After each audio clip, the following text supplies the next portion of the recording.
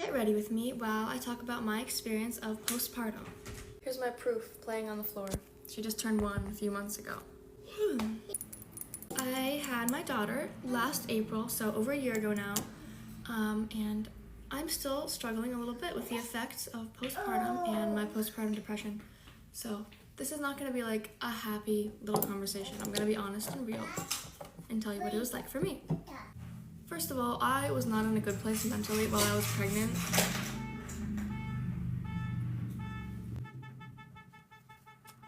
I didn't like being pregnant, probably just because I'm really vain, and yeah. Also, it was very uncomfortable, and I just didn't feel like myself, and I was really young, so it was a lot to struggle with. I had my baby girl at 20 years old. I was pregnant at 19. Birth was a struggle. I did it all naturally. No one made me do that, but it was really hard. It was really hard. So the first day was like happy, it was good, figuring things out. But pretty much immediately, I realized that I didn't know how to breastfeed.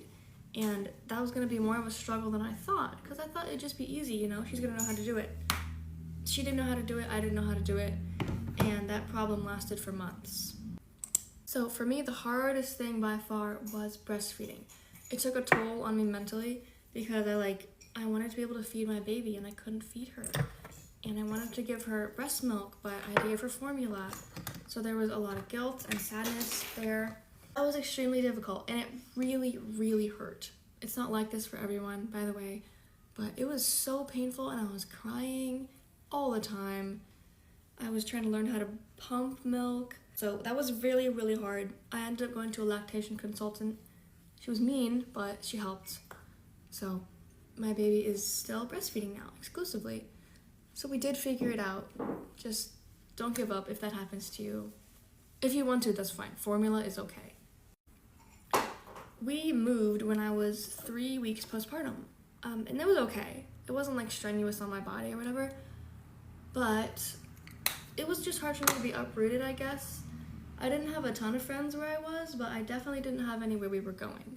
So I was very lonely, no one to talk to, no one in my situation, no one my age in my situation for sure.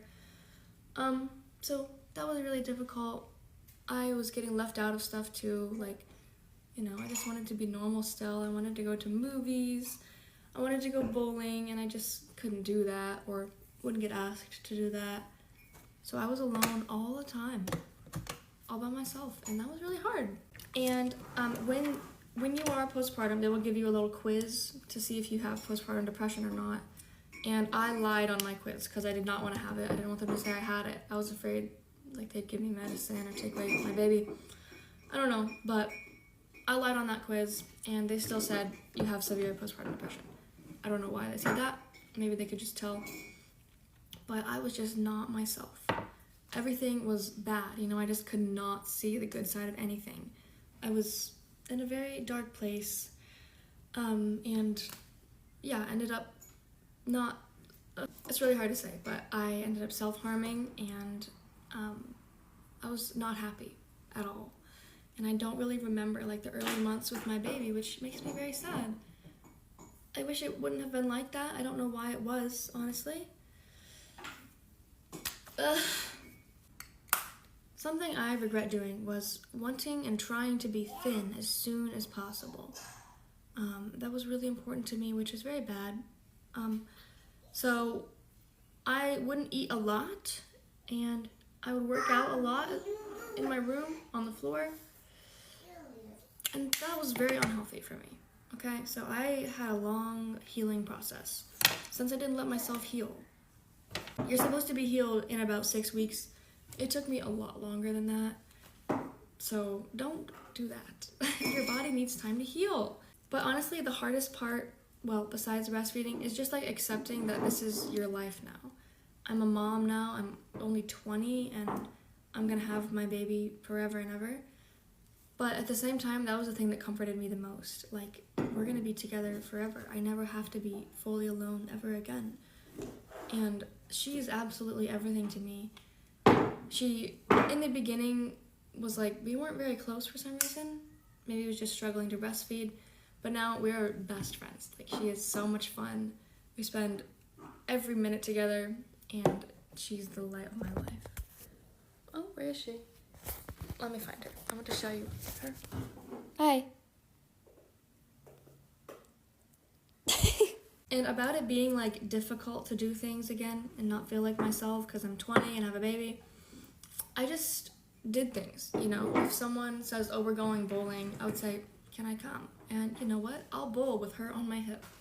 If someone is having a party late at their house, you know what? I'm gonna go, and maybe I won't be able to stay up all night, or maybe she'll end up falling asleep, but she can just come with me, and she always does, and she's so much fun. She's such a chill girl.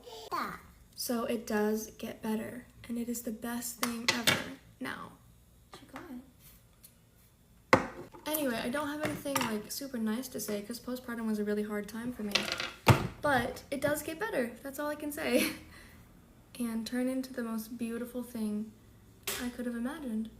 So you just have to get through it, and don't buy a normal pacifier, okay? That is what ruined her latch for breastfeeding. Those stupid little green pacifiers that are like this long and don't mimic a breast at all. So you can buy a special one and it will help your baby learn how to breastfeed. It really helped her learn, so do that. Okay, thank you for listening. We're gonna go make some breakfast, and I hope you have the best day ever. And if you need somebody to talk to going through postpartum, I would love to be your friend. Okay, bye-bye. Get ready with me while I tell you things about my Catholic high school that I think would surprise people. My school was founded in 1829. My school's really small, and there's about maybe 300 kids total. In my grade, there's about 60. And there's probably like 15 girls. We don't have a library, but we do have like a little chapel, and it's really nice. There's 7 classes a day instead of like the normal like blocks. We have homeroom, A period, B period, C period, D period, E period, F period, and G period. And our classes are about 50 minutes each. Really hard to explain, so like I'll put a picture or something. We have mass once a month. On mass days, we have confession. Something that's pretty cool is that we have blessing of the pets. Like you can bring like your pet when you're getting dropped off at school. And our priest that we have will bless it.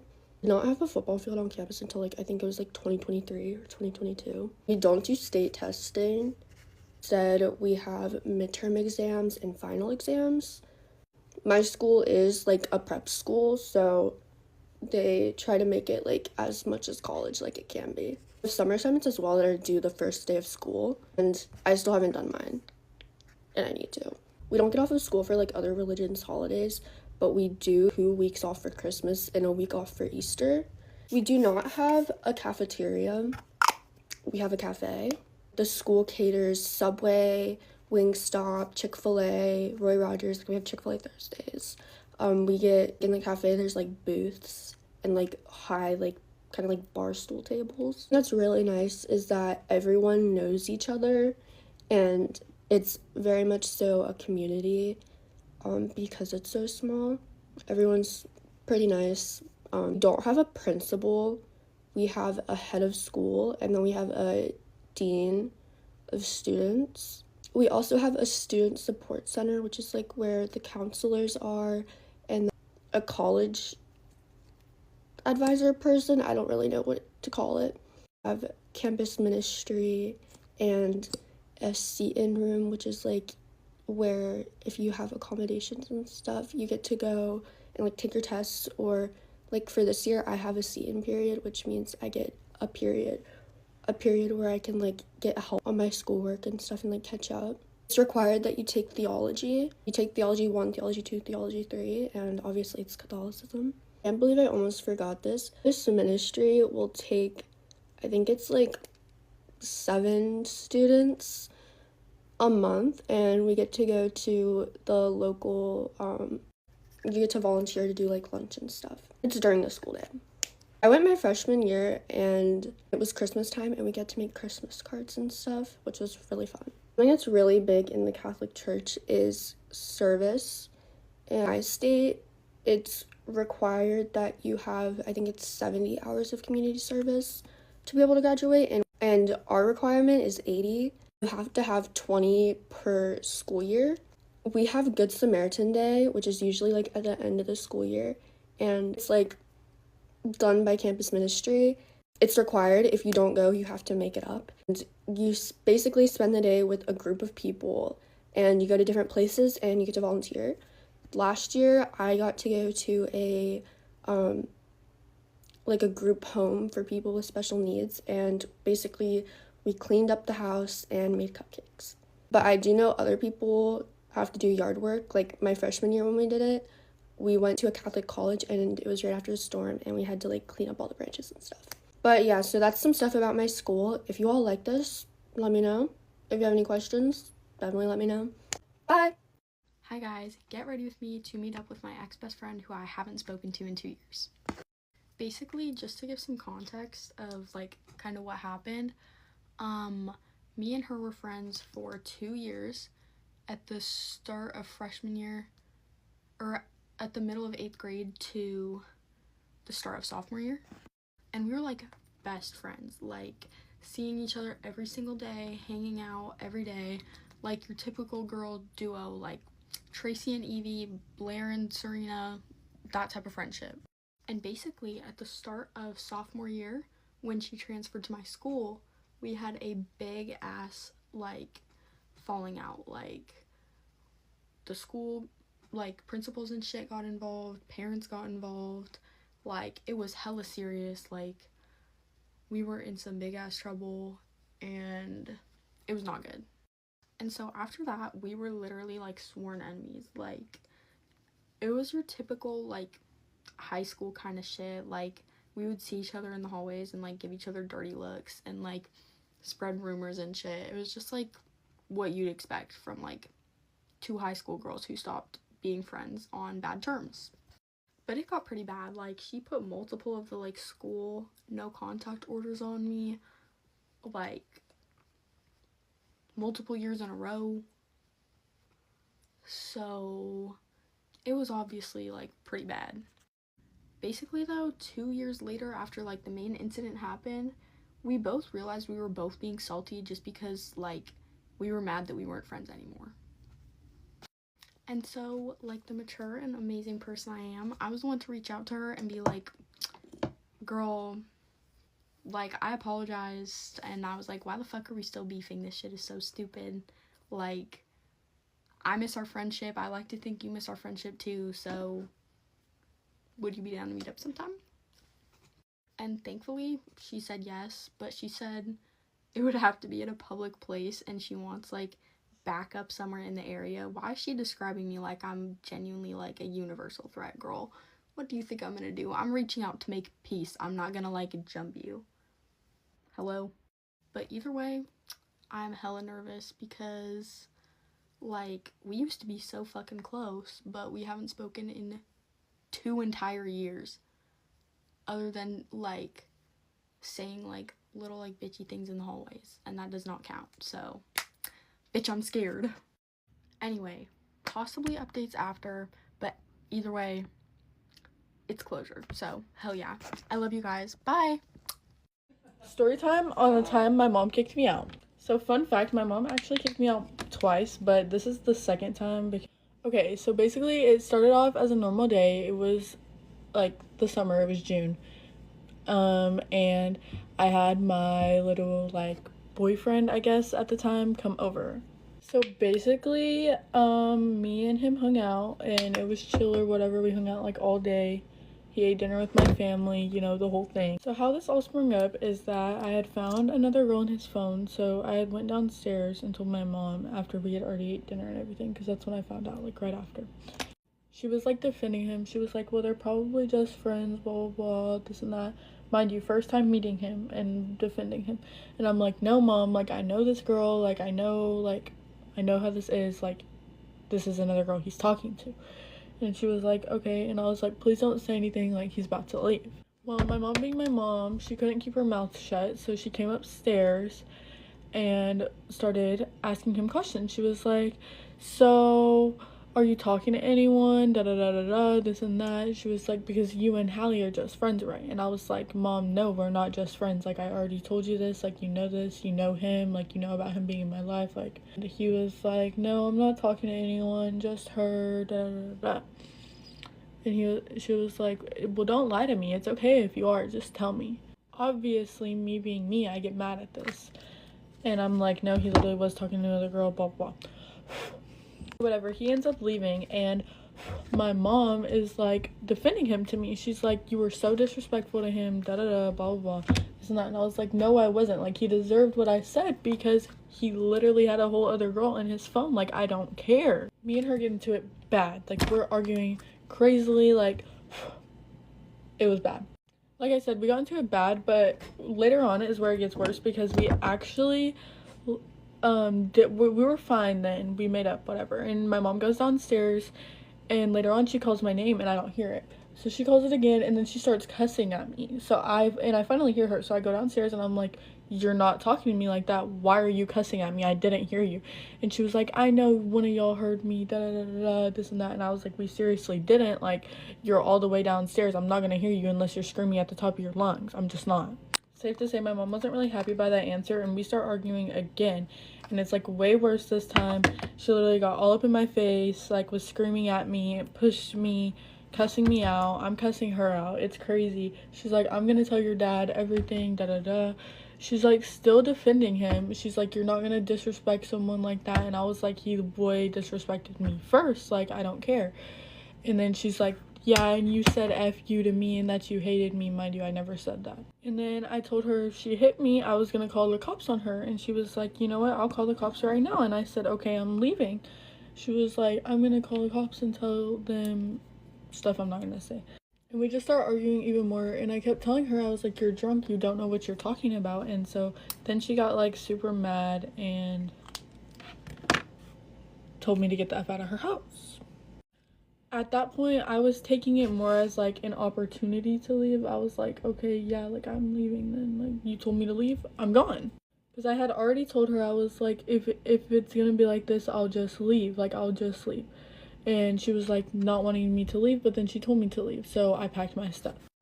So my sister calls her mom and is like asking her to come get us, but her mom doesn't really like me. So I was like, I don't know how this is gonna go. I was leaving actually, and with my sister's mom, and she talked to her mom and she was like, Hallie, don't do this. And I was like, you did this, like you did this. And she was like, okay.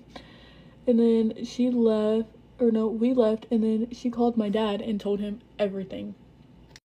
Everything, as in I had boy over, I had thrown a party, like literally everything. And mind you, my dad's a stricter parent, my mom's not strict, so obviously I was gonna get in big trouble. Well, I actually hadn't known she told my dad until my dad texted me, he called me and he was like, why do me and your mom have two different stories?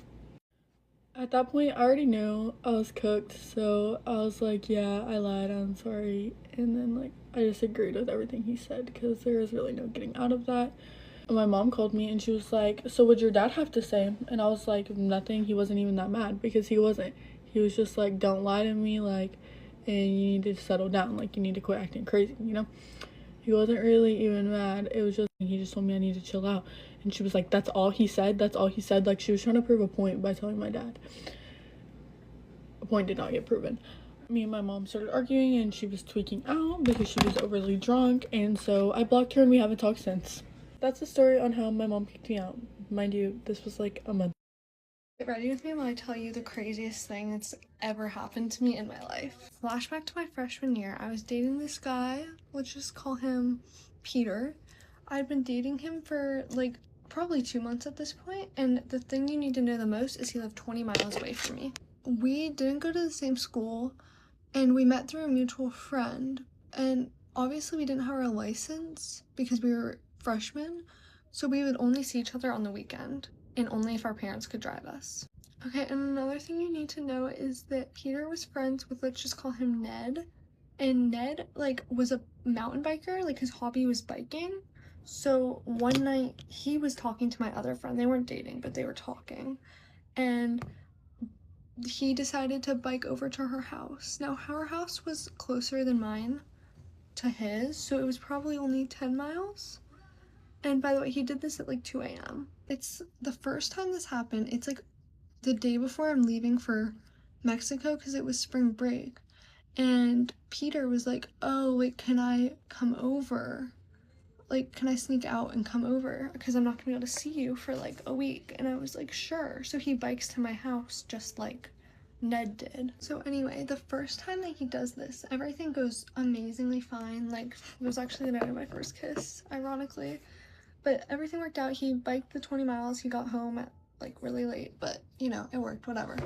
By the way, this was all done on the highway because like there wasn't like a small street that he could take that like would get him back as quick as the highway. So he was literally biking on the side of the highway at 3 a.m. I think maybe about 2 weeks later, I'm like back from spring break and he's like, wait, I want to see you, like blah blah blah, can I bike over again?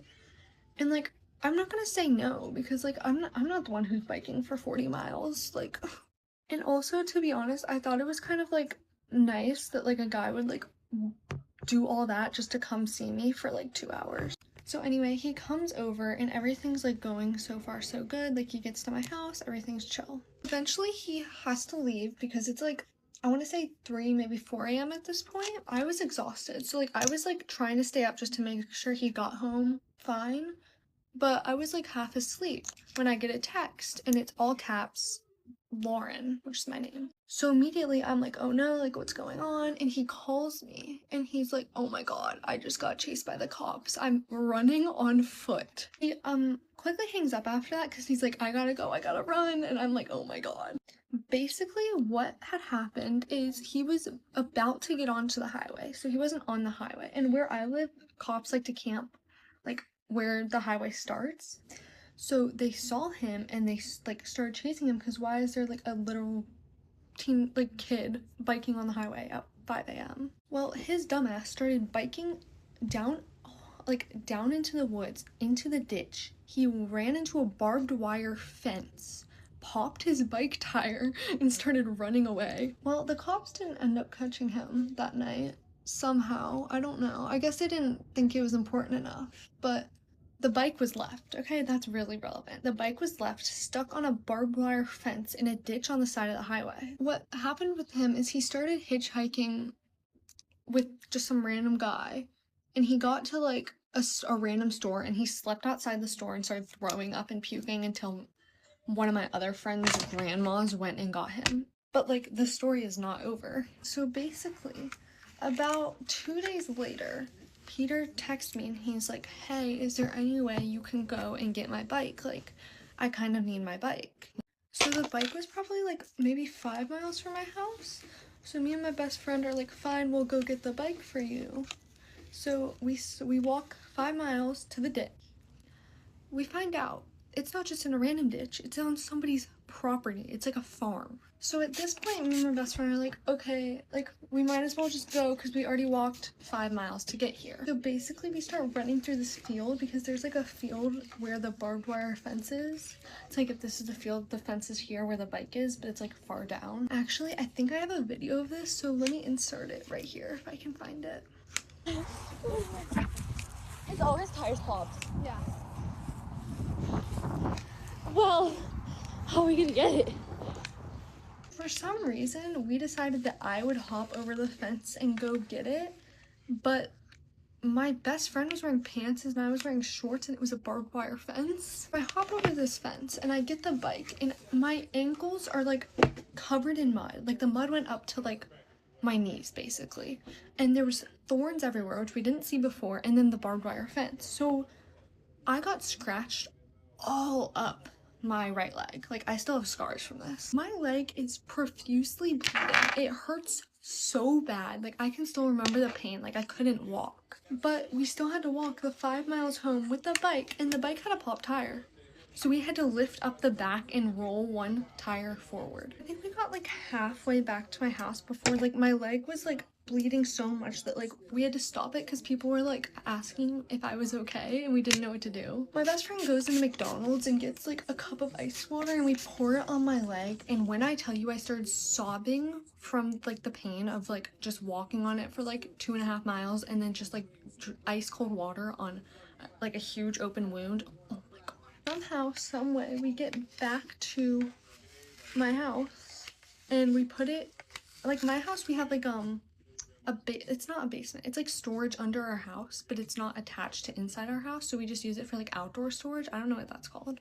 It's like a big crawl space basically. We just toss it in there, and you know what, whatever, I'm not gonna be able to get it to him for a little bit, so whatever. Also, I'm gonna insert a few photos and videos of like my leg because it was bad.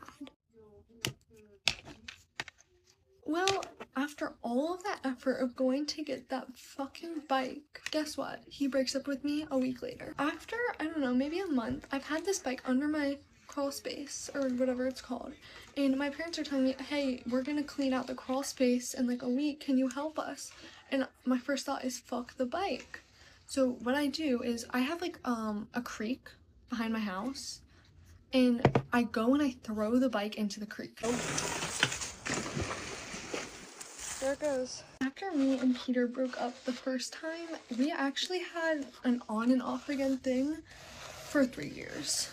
We get back together, I think it was the second time.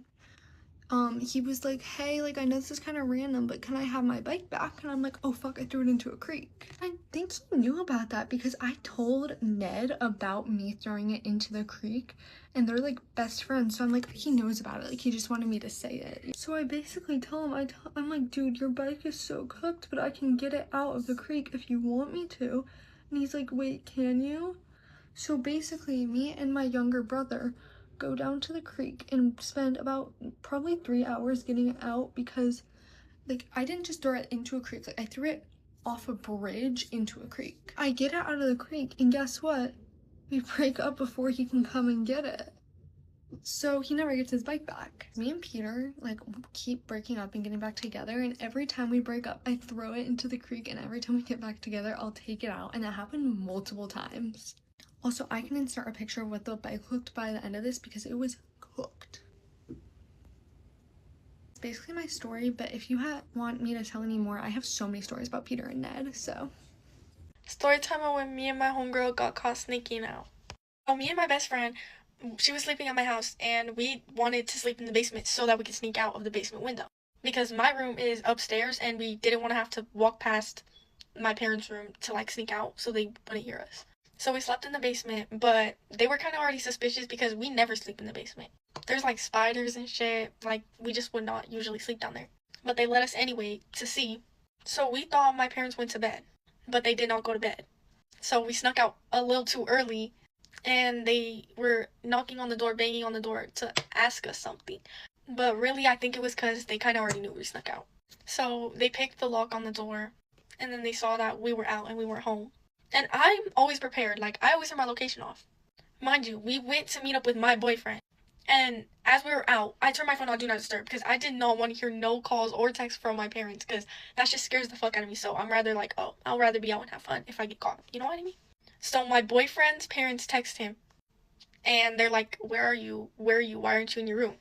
And so he just he threw his phone into a person's yard and just starts running because he already knows they have his location. Mind you, he's tall as fuck, and I can't fucking run as fast as him. So he runs away from us, and then it was just me and my homegirl. And we see a car coming, and I'm thinking in my head, I'm like, okay, we're fucking cooked. Like, that's definitely his parents. And it was.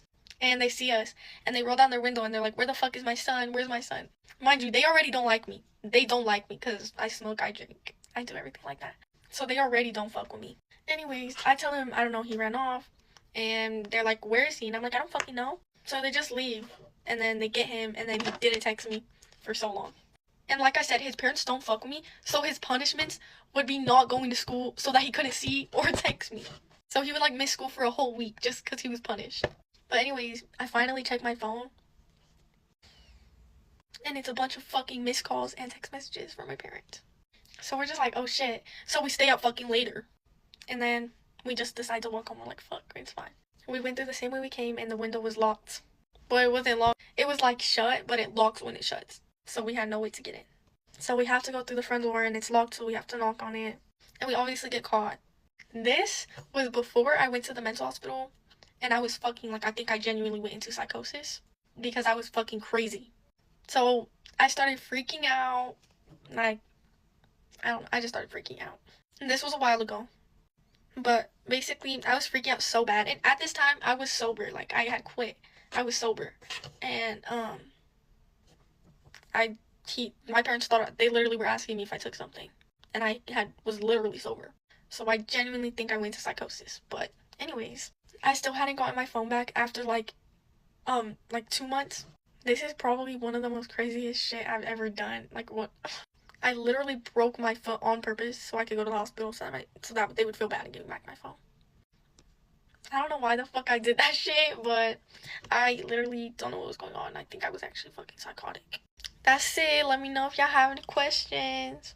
I got married at 19, I had a baby at 19, and then I got a divorce 1 year later, so let's talk about it. I have been seeing a lot of discourse on my For You page of these young women who are 19, 20, 21, 22 getting married and wanting to be trad wives. So let's talk about my experience and what I have learned from it. I grew up in a very religious household, and my parents were very, very Christian. My mom was a stay-at-home mom who decided to homeschool all 4 of her kids, and my dad worked every day. He was the breadwinner. I was surrounded by a lot of other homeschooled kids and families, and that's just what was normal for me. I also absolutely loved kids. I used to nanny in high school, and so for me, that was just what I thought my life goal was to be a mom. I also had pretty strict parents. I wasn't allowed to have a boyfriend. I couldn't go on dates in high school. I wasn't really allowed to talk to boys. And if I was talking to a boy, 9 times out of 10, I always had to hide it. And this is no shade to my parents, but I feel like I didn't really have the opportunity to explore who I was as a person in high school in the safety net of my house. Which is part of the reason why I became a little bit of a rebellious teenager and did a lot of stuff behind their backs. When I graduated high school, I had no idea what I was going to do with my life. I didn't know what direction I wanted to go in. I was kind of just following the route of everybody else around me, which was to go to college. I started applying, and I did get accepted into the College of Business at FAU, and I was so excited. I filled out all the applications. I found an amazing little roommate, and we were going to get an apartment. We toured the apartment. We were ready to sign the lease. And it was around that time when it was like a month away from school starting, and I needed to have all of my ducks in a row, that I found out my parents were not going to help me. Also, side note, I did have my first real relationship outside of high school at this time. I didn't qualify for FAFSA because my parents made too much money, but my parents also didn't put any money aside to help me with tuition and school fees, which is not their responsibility, but it did mean that I was not able to go to school. I just remember that being a really, really hard time for me because all I wanted was to be a normal kid. I wanted to go to school. I wanted to make new friends. I was at a stage where I was really just wanting to like build my life.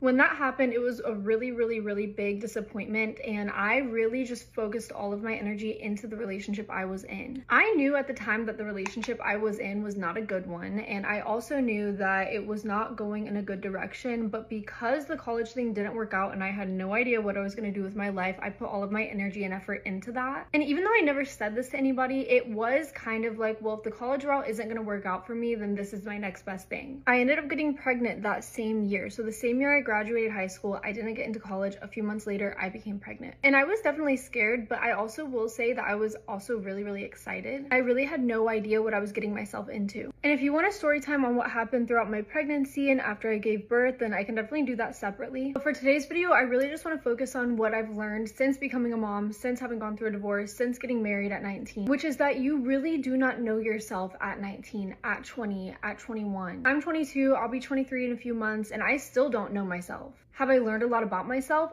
Abso-freaking-lutely. But what I will say is that it's really hard to learn myself when I'm also having to take care and raise a little girl. My life is no longer 100% about me and who I am. It's about creating a stable future for my daughter. You can be in love with a man, you can get married to a man, you can give your entire life to a man. But when you do that, especially so young, you have to be aware that it could go sideways. Of course, in the moment when you're thinking about it and when you love somebody, you're not thinking about how bad it could go. I'm not encouraging people to go into relationships with a a spirit of fear. But if I could go back, I would 100% dedicate that time to learning who I am as a person outside of being a wife, outside of having babies, and outside of what I was raised to believe is the only way to go about life. I'm not saying that every relationship that you get into at a young age is going to fail, and I'm definitely not trying to fear monger. I'm just one of the many women who had to learn the hard way and actually go through it, and I really did not have many people in my life telling me to do the opposite. My biggest advice to young women who are also raised similarly to me, who think that being a wife and having babies is the best thing out of life, would be go get your education, find out who you are, travel, do things that help you grow as a person. And if you can do it outside of a relationship, then I would highly encourage that. But yeah, I don't know, that's just my takeaway. I've been seeing a lot of videos of people who are actively trying to get pregnant at 19, bragging about how young they are and how they got married and how their husband is the breadwinner and they're a stay-at-home wife. And it honestly makes me sad. If you're gonna do that, at least have something for yourself. Don't stay at home and sit around and wait on a man. If you're gonna be in a relationship, at least make something for yourself in that. Again, not because you're fearful that the relationship is going to end, but to have your own individuality and to have your own life and your own perspective on life outside of a man. That's all I have to say. Thank y'all for listening to me yap about this, and thank you for getting ready with me. I will see you in my next video.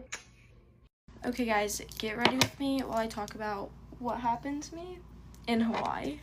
I just want to start off by saying I got permission to make this video, and the thing that you definitely want to hear about is not the injuries, but the drama.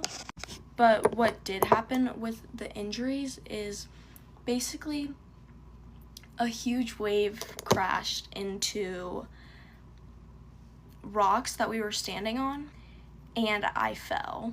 And then another wave came and I tried to get up, and then I fell again. I already have a knee injury, so it just kind of made it worse, and like all the stuff that was in my slideshow. Okay, but we have to go back about a month to the end of June, and I had a sleepover with the girl who took me to Hawaii because I took her on vacation last year. And basically, since there were 5 of us, me and the girl got into a small argument. The girls that were still there told her mom just a dramatic version of the story. She was really mad, and she called me. I'm sitting here editing, and I have no idea what just happened to that clip. So she called, I don't know why I stopped it either. She called me a spoiled brat and entitled bitch, and then when I told my friend that I think she owes me an apology, she did not like that at all. Oh, and I said she owes me an apology because she knew that wasn't the whole story, but I think I'll talk about that in a minute. But we had an hour-long conversation, and we got everything figured out. We found out the real story, kind of who made the story more dramatic and everything. We were completely fine. Completely fine. Okay, now we're back to the trip. You have to know that 4 girls were there. Me, the girl who brought me, her sister, and then her sister's friend. Now knowing what you know, there were arguments on the trip. And I wouldn't even say arguments, they were just little bickering. I mean, don't get me wrong, like, there were tears and stuff like that, but they weren't terrible. Now, was I involved in them? Yeah, but I wasn't involved in all of them. Like, one of the bigger ones that I got involved in was with my friend who brought me her sister. Basically, she kind of just felt left out. She made a comment that I didn't feel was necessary, and I told her that the comment wasn't necessary. Maybe my nerds gummy clusters. I don't think I said this. It tastes like Bean Boozle. I don't think I said this. Me and her, it was just a miscommunication with all of us. We were not trying to leave her out, and this happened in the evening. The next morning, we apologized to each other, and we were great the rest of the trip. And this was in front of pretty much everybody except the dad.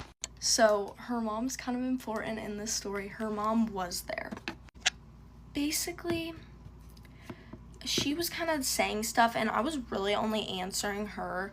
I was never trying to be mean. I was literally just sticking up for myself because her comment was kind of directed towards me and she was giving me dirty looks. So I said something. It was basically, she would say something and I would kind of answer what she said. Like, she would say, I don't know who you think you're talking to, and I would say, like, I'm talking to you, or she was like, well, stop talking to me, and then her dad came out and was like trying to solve it, and then she started trying to say something else. It's like, no, you told me to stop talking, like, stuff like that. But especially since this was in front of her mom, I was not saying a whole lot. Obviously, especially because it's my friend's sister, but I was still, like, trying to keep it civil. And I'm sorry I keep splitting it at weird times. It's because I start, like, getting mad and I start saying stuff I shouldn't be saying, or just unnecessary stuff. It gets pretty heated, and her dad was kind of missing the point when he was trying to talk to us, especially because he hadn't been there for the argument. So I ended up leaving the room. We were at a resort, so I didn't feel really the need to stay. So I left for about an hour. My friend ended up finding me, said she got yelled at for defending me. So that's when I knew nobody was on my side. We ended up going back, and her parents were kind of telling just me and my friend how we need to make sure everybody's involved and isn't being left out. So that's when I knew especially they weren't on my side, which is totally fine. I get it. That's your daughter. I just also knew by kind of the way that they were talking to me and, like, acting. Okay, fast forward, that's the only thing I can think about that would lead this next things to be said. So fast forward to the last night. So we were just laying in bed and my friend gets on her mom's phone. What is she doing on her mom's phone? I don't know. So I don't know if that's a rule in their family or what it is, but she started looking at her mom's text messages. So I see what she's doing, and I'm like, what? Because she makes, like, a face. I was like, what happened?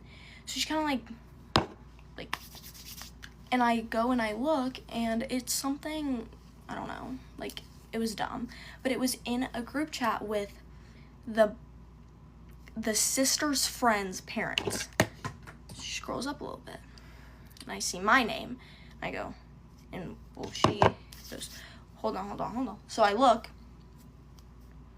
and it was, Addie is a pain in the ass.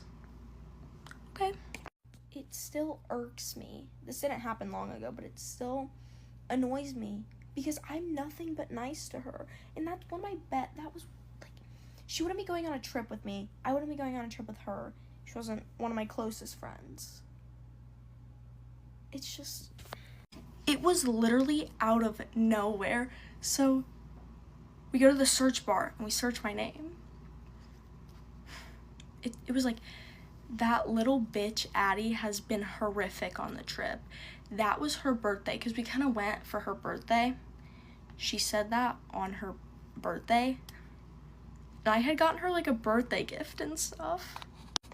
We also found some other stuff that wasn't as related to this topic, but it was insane.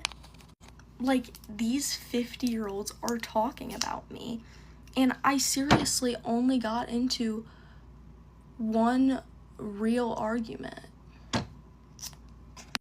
One thing I do is I will admit when I'm wrong, and this is definitely the most wrong I've done this whole situation, and I took pictures of the text messages, and I sent them to my mom. And so, whatever, I send them to my mom. My mom literally just wants me to get home before we do anything. So, we get home, I go and I check Snap. They both blocked me, her sister and I thought my friend had blocked me, but she says she didn't. I don't really know what the deal was. So I text the friend that came with her sister, and I kind of told her about it, and I sent her the pictures too. Well, she would not. I knew she was talking to the sister. So I unadded her. And then the next day, the sister tried to add me back on Snap. I declined her request. And yeah. So that was the least in-depth, but it is 10 minutes long. So yeah. I have a ton of other story times that I could tell.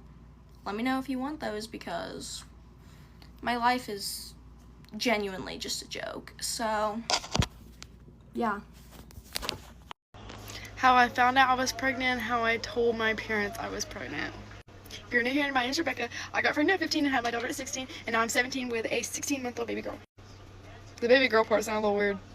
There's so many new people that came, and y'all are so sweet. To that freaking dude that was so rude about like me not being young and having like kids and stuff like that. Y'all are so sweet. Damn, like so many of y'all are like DMing me and like saying so much sweet stuff. I love y'all. You're so cute. Okay, so basically, so in the first month that I didn't have my period, I was like thinking like, pregnancy? Pff, no, could not be me. Ain't no way that I could be pregnant. What? No way, right? Second month goes by. Nah, it's just must be something wrong with my hormones. Could not be pregnant at all. Third month goes by. Okay, I'm like, this is getting a little weird. So I messaged my boyfriend and I'm like, hey, you know, I might be pregnant. And he did not think I was pregnant either, because like, why would I be, right? Well, anyway, I was not going to tell my parents until I knew that I was pregnant, because I was like, I ain't finna be getting in trouble, even if I'm not pregnant, you know? So, my boyfriend was in a situation where he could get one. So I went to school and I, did my little yapping to the people I trusted only. And this girl said her mom would get me one. And I told her not to tell my name, not to say anything, because, I did not want anyone knowing. She didn't say anything. She just said that, she had a friend. So her mom got me one. Well, I went and me and Jazzy took it in the thing. Jazzy, my best friend, she was shocked. She was shocked when I told her that I could have been. But, well, anyway, I go to the gym bathroom and, what the freak? I go to the gym bathroom and our freaking gym teacher, for some reason, she knew that girls were skipping and being in the gym bathroom, so she would lock it and only like one person go in at a time and with the key and then bring it to her and stuff like that, so she knew who was in there. And me and Jazzy were cheerleaders, so she was our cheer coach, so she let us go back there. Anyway, we took the test. I was very nosy. I wasn't even gonna wait the 5 minutes. I just looked immediately. Pink cons. Immediately. Instantly.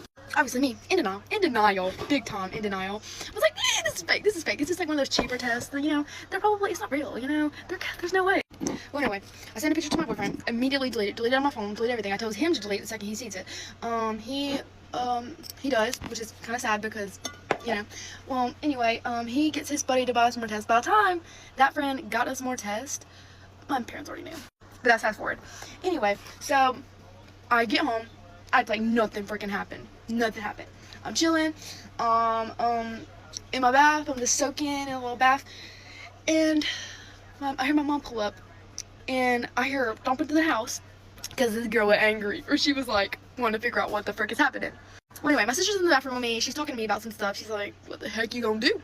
Because we're both in denial anyway, because we're like, it's fake. It must be a fake prank test, Anyway, my mom comes in there. Me and my mom are really close, so it's very normal for us to just, walk in on the bathroom with each other. Anyway, so we go. She asked my sisters to leave, and then I'm like, oh crap. That's the first thing that goes in my mind, because that's the only bad thing that I did that I knew. She was like, "Are you pregnant?" Doesn't be like anything. She's like, "Are you pregnant?" I'm like, I'm not finna get in trouble. So I tell her, I don't know. Cause I just say I don't know.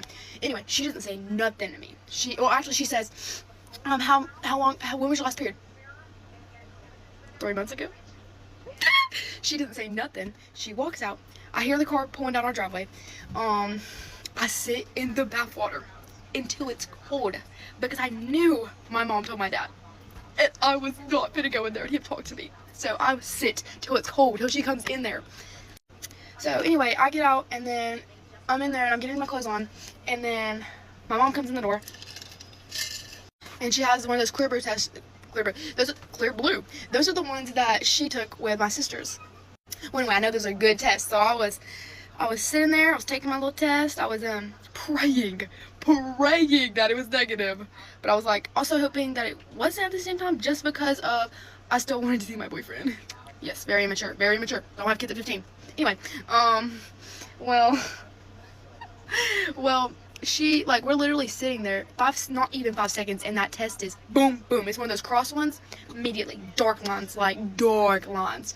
And I'm like, and she said it hasn't even been seconds. She wasn't really that mad. Like, she was just, like, so, like, I think I remember her, like, sobbing. But anyway, I sit in there, and I'm, like, talking to her. I don't really remember the conversation we were having. It was just probably about, you know what, the thing that gets you pregnant. And anyway, so I'm asking her how the heck she knew, or like how she even found it, because me and my boyfriend were planning on, if we were pregnant, we were going to get those tests, we were going to take the test, and then if there was more that were positive, we were going to we were all going to come that week and have a little sit down talk with them, because we obviously had to tell them. It had already been 3 months. We don't, at that time, you know the baby's gender, all that. I'm scared because I already know prenatals and all that. I'm scared that my baby's gonna have something wrong with it. I'm not saying that if you don't take your prenatals, doesn't mean that, I'm just saying. But anyway, fast forward, I talked to my dad.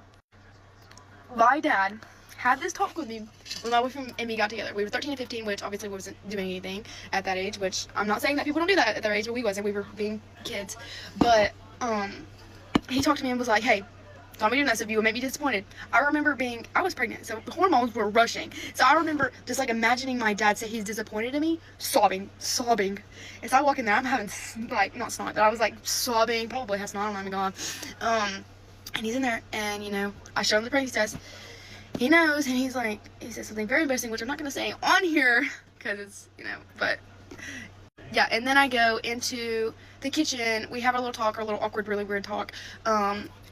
But, and they hug me, they love me, all that. Obviously, they're disappointed in me, mad at me, but we're gonna get through this.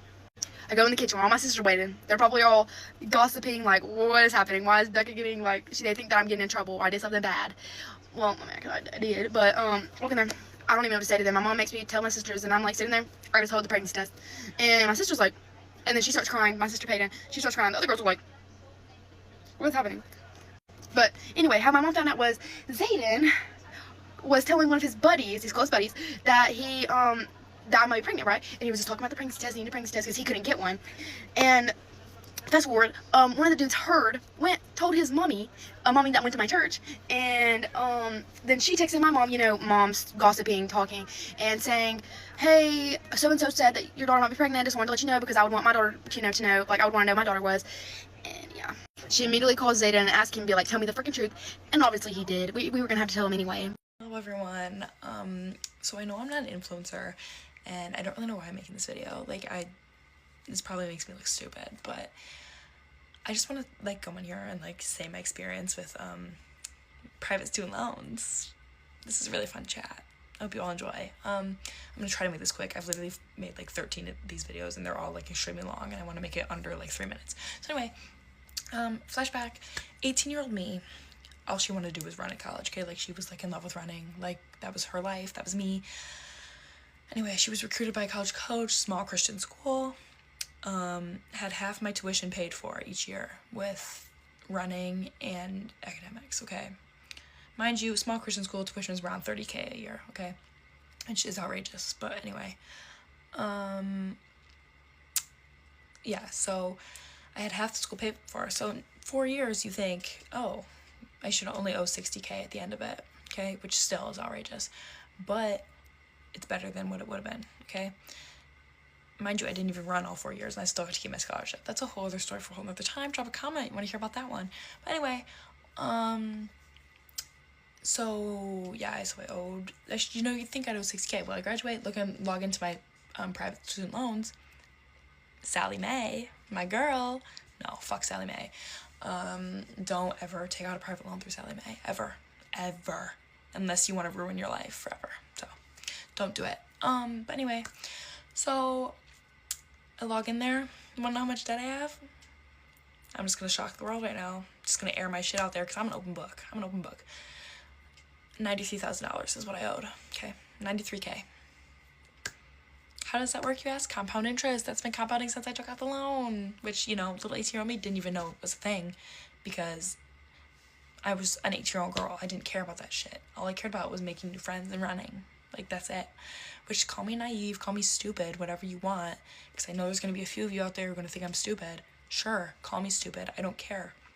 My parents took care of all my loan stuff, and they, like, warned me. They're like, Carson, you're going to owe so much when you graduate. Are you sure you want to do this? I'm like, yeah. Well, little 18-year-old me should have been hit upside the head and told no, because my life is ruined financially right now. But anyway, you want to know how much my payments are each month on this loan? These loans? $1,100. That's a fucking rent payment for an apartment, a house. That's a rent payment. So that's why I'm still living at home. Okay. I'm also not using my degree right now, but that's a whole story for another time.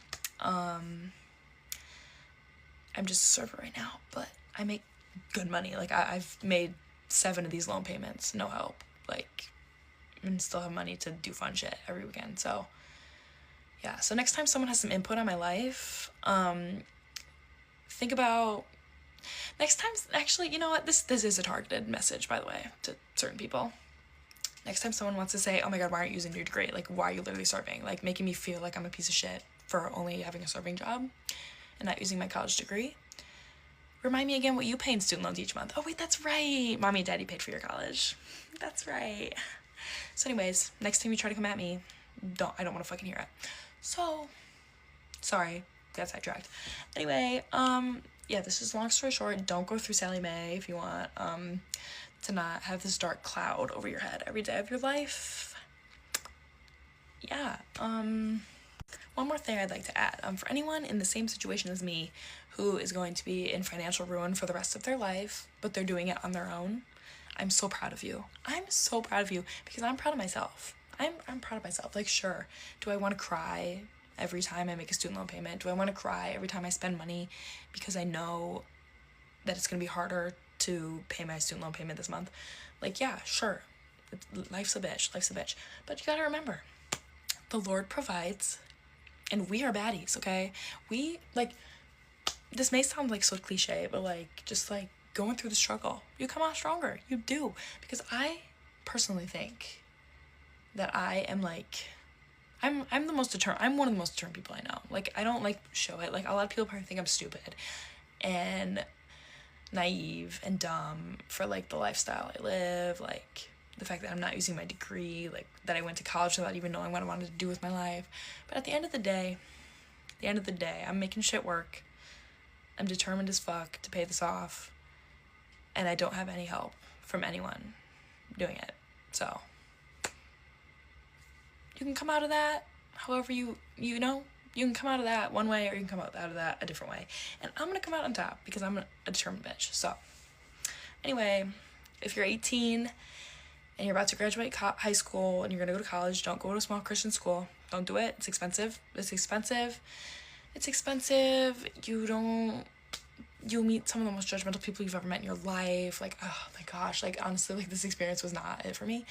But everyone's different, and I don't want to say I traded for the world because I made some of my bestest friends there. I love you guys, but at the end of the day, it was not for me, and it did indeed ruin my life financially for the time being. So I either need to marry rich, have him help me pay that off, someone give me a sugar daddy. No, I'm just playing. Actually, I'm gonna do this on my own because, yeah.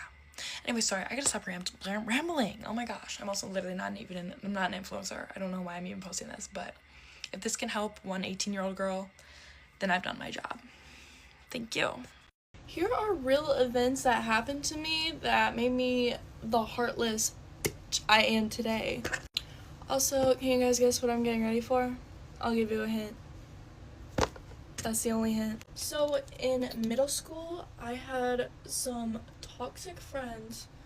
Like, let me tell you, not just like oh, this or that toxic, like genuinely the most toxic people I've ever spoken to in my whole entire life. Anyway, so I was learning how to skate, and my parents knew I was learning how to skate, and I would go over to my friend's house, and she lived by this park, this ghetto ass park, but it had a skate park too, and her friends, which were also kind of my friends, would come over and they would beat the fuck out of me. And then I'd come home, my mom would be like, why do you have a black eye? Why are you like covered in bruises? And I was like, oh, I'm learning how to skateboard. Yeah. The next one would be that my best friend at the time, she was the fakest person I've ever known. But technically, pretty much, she stole my favorite hoodie at the time. By the way, let's say this is like 2019. It's like a blue Adidas hoodie, which at the time cost my family a lot of money. So the second I got that hoodie back, I left it in class, and she had somebody throw it in the trash in spite of me. My next thing actually goes back to 5th grade, I think. Yeah, 5th grade. Our teacher had a toy bin that you would get like once a year, and everybody was always like, oh, what do you want out of there? I'm gonna take it from you. You're not gonna have it. So my smart brain was like, oh, I just want like this little thing, and they ended up getting their one thing out of the toy box in spite of me, and I ended up getting the bracelet that I really liked, and I was showing it off, and this guy ended up having it and threw it in a garbage can, like a genuine like dumpster. Another one is that the first guy I ever dated, a group of his ex's friends pretty much told me that like he was cheating on me when he wasn't, and like I shouldn't trust him, blah blah blah. And I was like, oh well, if that's what's happening, then I'm gonna break up with him. And then they went up to him and told him that I broke up with him. So yeah, I did think that I had this one really good friend, like we would spend every day together out of the summer, and she was going through a lot and I was there for her. Like I bought her candy, I walked to the dollar store and bought her candy and a card to make her feel better, and like confetti or something. And then she told every single person, that's a lot of blush. She told every single person that I told her to off herself. Yeah. I also, when I cheered, I don't like that. When I cheered, the coach at the time made us do bear crawls, and I was wearing a shirt that like would expose me, and she didn't care, so I ended up doing bear crawls and showing everybody on the team my boobs. Yeah. I had just, middle school was terrible, because every time I tried to make friends with somebody, they would be like, oh, I heard this, or oh, so-and-so doesn't like you, so I can't like you. But so-and-so was also my best friend at the time, so it just didn't make sense. Well, that's about all the ones I can share with TikTok. Give me a follow and a like if you like story times. I have so many more of these. Bye. With me for work as a hostess. I just got back from Florida a few days ago, and I had so much fun being back home, and I'm going back in the beginning of September because I have to stop there on the way to my trip to Colombia. But I'm really only gonna be there a day before Colombia and a day after I get back from Colombia, so I honestly don't even know if I'll be able to see anyone. While I was away, I got a new perfume in the mail, and I already smelled it. It smells so good. It's supposed to be a Dior Savage dupe. I'm pretty sure I'm pronouncing it wrong. I'm not really good with perfume names, but it smells just like it. I've tried it in stores and it smells so good. I feel like I've been really on top of things since I got back from Florida. Like I literally unpacked my suitcase the same day and I drove all the way. So I was really proud of myself that I did that, because usually, I can't lie, I'll wait a solid week. I'm so excited to be back because I missed my cat so much. That's the one thing I hate about being away, is I never ever like being away from my cat. And I don't think he does either. I think we like have separation anxiety from each other. So yeah, I really missed him, and I think he really missed me too by the way he's been acting these past couple days. He just like will not leave me alone, and like I feel so bad every time I leave. Yeah, he just misses me so much. Yeah. But I have a super relaxing week this week. I only work a few days this week. Actually only 2 days I think. And then on top of that, I just get to chill.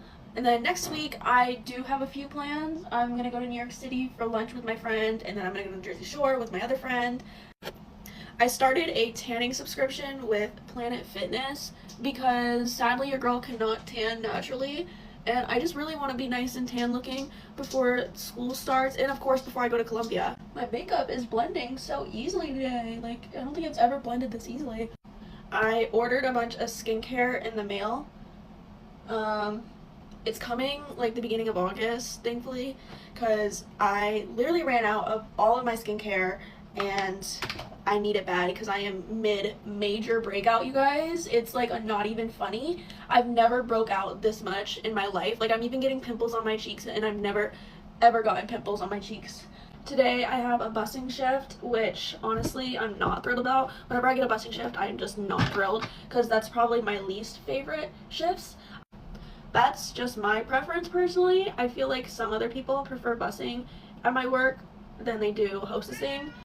Guys, the school year is coming up so soon, and I'm so excited. I am genuinely so excited for school to start. I am just so excited for everything about it. I am sad that I won't be able to do everything for Welcome Week because I'm leaving literally the first day of classes to go to Columbia, but I mean, who would pass up on Columbia? I've pretty much got all my outfits planned for Columbia, and I am so excited to execute the outfits. Like, I'm just so excited for Columbia, guys. That honestly might be the one thing I talk about for all my get readies with me up until that point. Like, I am just so excited. I've never been out of the country before. I'm so excited to be at a wedding. Okay, so my mom just called me and I finished my makeup when I was on the phone with her, but I'm just gonna put my hair in a slick back ponytail. Since I'm a busser today, I literally only have to wear a white t-shirt and my work pants because I have to wear a certain uniform top over it. Oh my god, now that I cut my hair feels so short in a ponytail. There's like a bunch of streaks all over my shirt and I have no idea where it came from. So the stains were not coming out of that top, so I had to change my top. But this is what I'm wearing for work today.